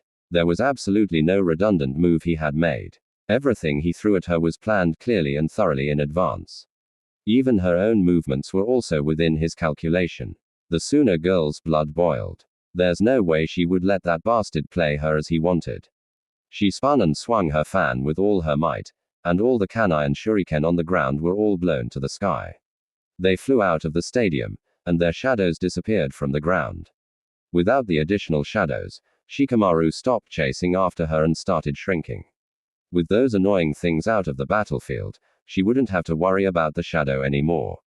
Then she had to hastily withdraw her fan to block when Shikamaru appeared suddenly out of nowhere and threw a punch at her. She smirked when the punch couldn't even make her hand shake. That's all you have. Pathetic. No. The smirk didn't even phase on the Na's face. Shadow possession jutsu. Success. What the oh, no. She had completely forgotten for just a moment that when he closed the distance between their shadows was also reduced. But that very same moment was the thing which cost her the match. And now she could only stand there and glare at the boy in rage, completely unable to do anything when he started raising his hand. Oh well, this is such a drag. I forfeit. Yeah. Talk about dramatic. This timeline had become so close to Naruto's timeline, it was becoming kind of stupid. Wait, what the hell? What do you mean you forfeit? Tamari asked in confusion when the shadow retreated from her feet. Using the shadow possession jutsu for so long has exhausted my chakra. Shikamaru sighed. I'm getting tired of this. One match is enough. Being able to think of 200 moves ahead will not do anything if I don't have chakra. It's needless to describe how appalled the whole stadium was. Right now. Liar, you just said that because you're lazy. Na said loudly. The tension suddenly broke. Nearly everyone broke into laughter and Shikamaru muttered. Damn that Na. He's the most troublesome person I've ever met. Hayate chuckled. That Na boy was strange, but at the same time, he had great potential. Winner by forfeit, Tamari. See, he did it. Na grinned. Well, I didn't say he wouldn't be able to do it. Kokuo shrugged. But still, that boy has an extraordinary mind for someone of his age. There aren't many people with that level of intelligence, even in our father's time. You know, coming from the most knowledgeable being in the world, that statement is definitely extravagant. Peef. Goku laughed. What good is being intelligent for if you don't have the power to back it up? And that's the reason why you're just a stupid knucklehead, Matabe said dryly. Oi. A swirl of sand from right next to him made Naruto jump. Gar had disappeared from the contestant box and was now standing on the battleground even before Shikamaru and Tamari managed to leave. He was now looking at Naruto with a bloodthirsty glare. Come down here. It's time. Seems he's really eager to kill you now. Isabu noted. Yeah. Thanks to a certain Tanuki. Naruto deadpanned mentally. Shukaku just whistled innocently. Well, there's no way to withdraw now. He took a deep breath and after taking a final glance at the cage booth, he jumped down to the arena. Little did he know that his match would have to be postponed for a while. I have to say, it was an interesting match. From the right of Surtobi's seat, Mei spoke up. The old Hokage chuckled. Indeed, that boy is from the Na clan, a family in our village which is famous for their intelligence and strategic mind. If I must say, the only weakness he has is his lazy attitude. He will become a great shinobi in the future. I dare say that is not important right now. The Cease Cage sitting on his left said the next match is the match between Argar and one of your genin. It will be much more interesting to see the gentry of our village in action. Don't you think so? Mei's eyes narrowed, but Harrison only laughed. You're true. That battle will be interesting. After all, the old man's voice suddenly sharpened. This is also a very flashy and easy to realize flare to signal the beginning of your invasion. Am I right? What? The man wearing the cages had to jump out of his seat down to the arena hastily when a red and white blur appeared above his head and slammed down hard at where he had been sitting Saint a second ago with 2 Rengen on his hands. Hokage. He snarled under the veil on his face. What is the meaning of this? I'm disappointed of you. The old Hokage also jumped down to the arena. He didn't smile anymore. Do you really think that killing a cage, then dumping his body in the middle of a desert will allow you to replace him that easily? You have underestimated the ability of Konoha's spy network. It's time for you to remove that camouflage. He threw away the white cloak and the hat, revealing his battle gear from under and face your punishment. Orochimaru. So guys, what do you think about this Naruto story? Tell me your opinion in the comments. And if you want more Naruto what if stories, make sure to subscribe to Universe of Naruto. Thanks for watching.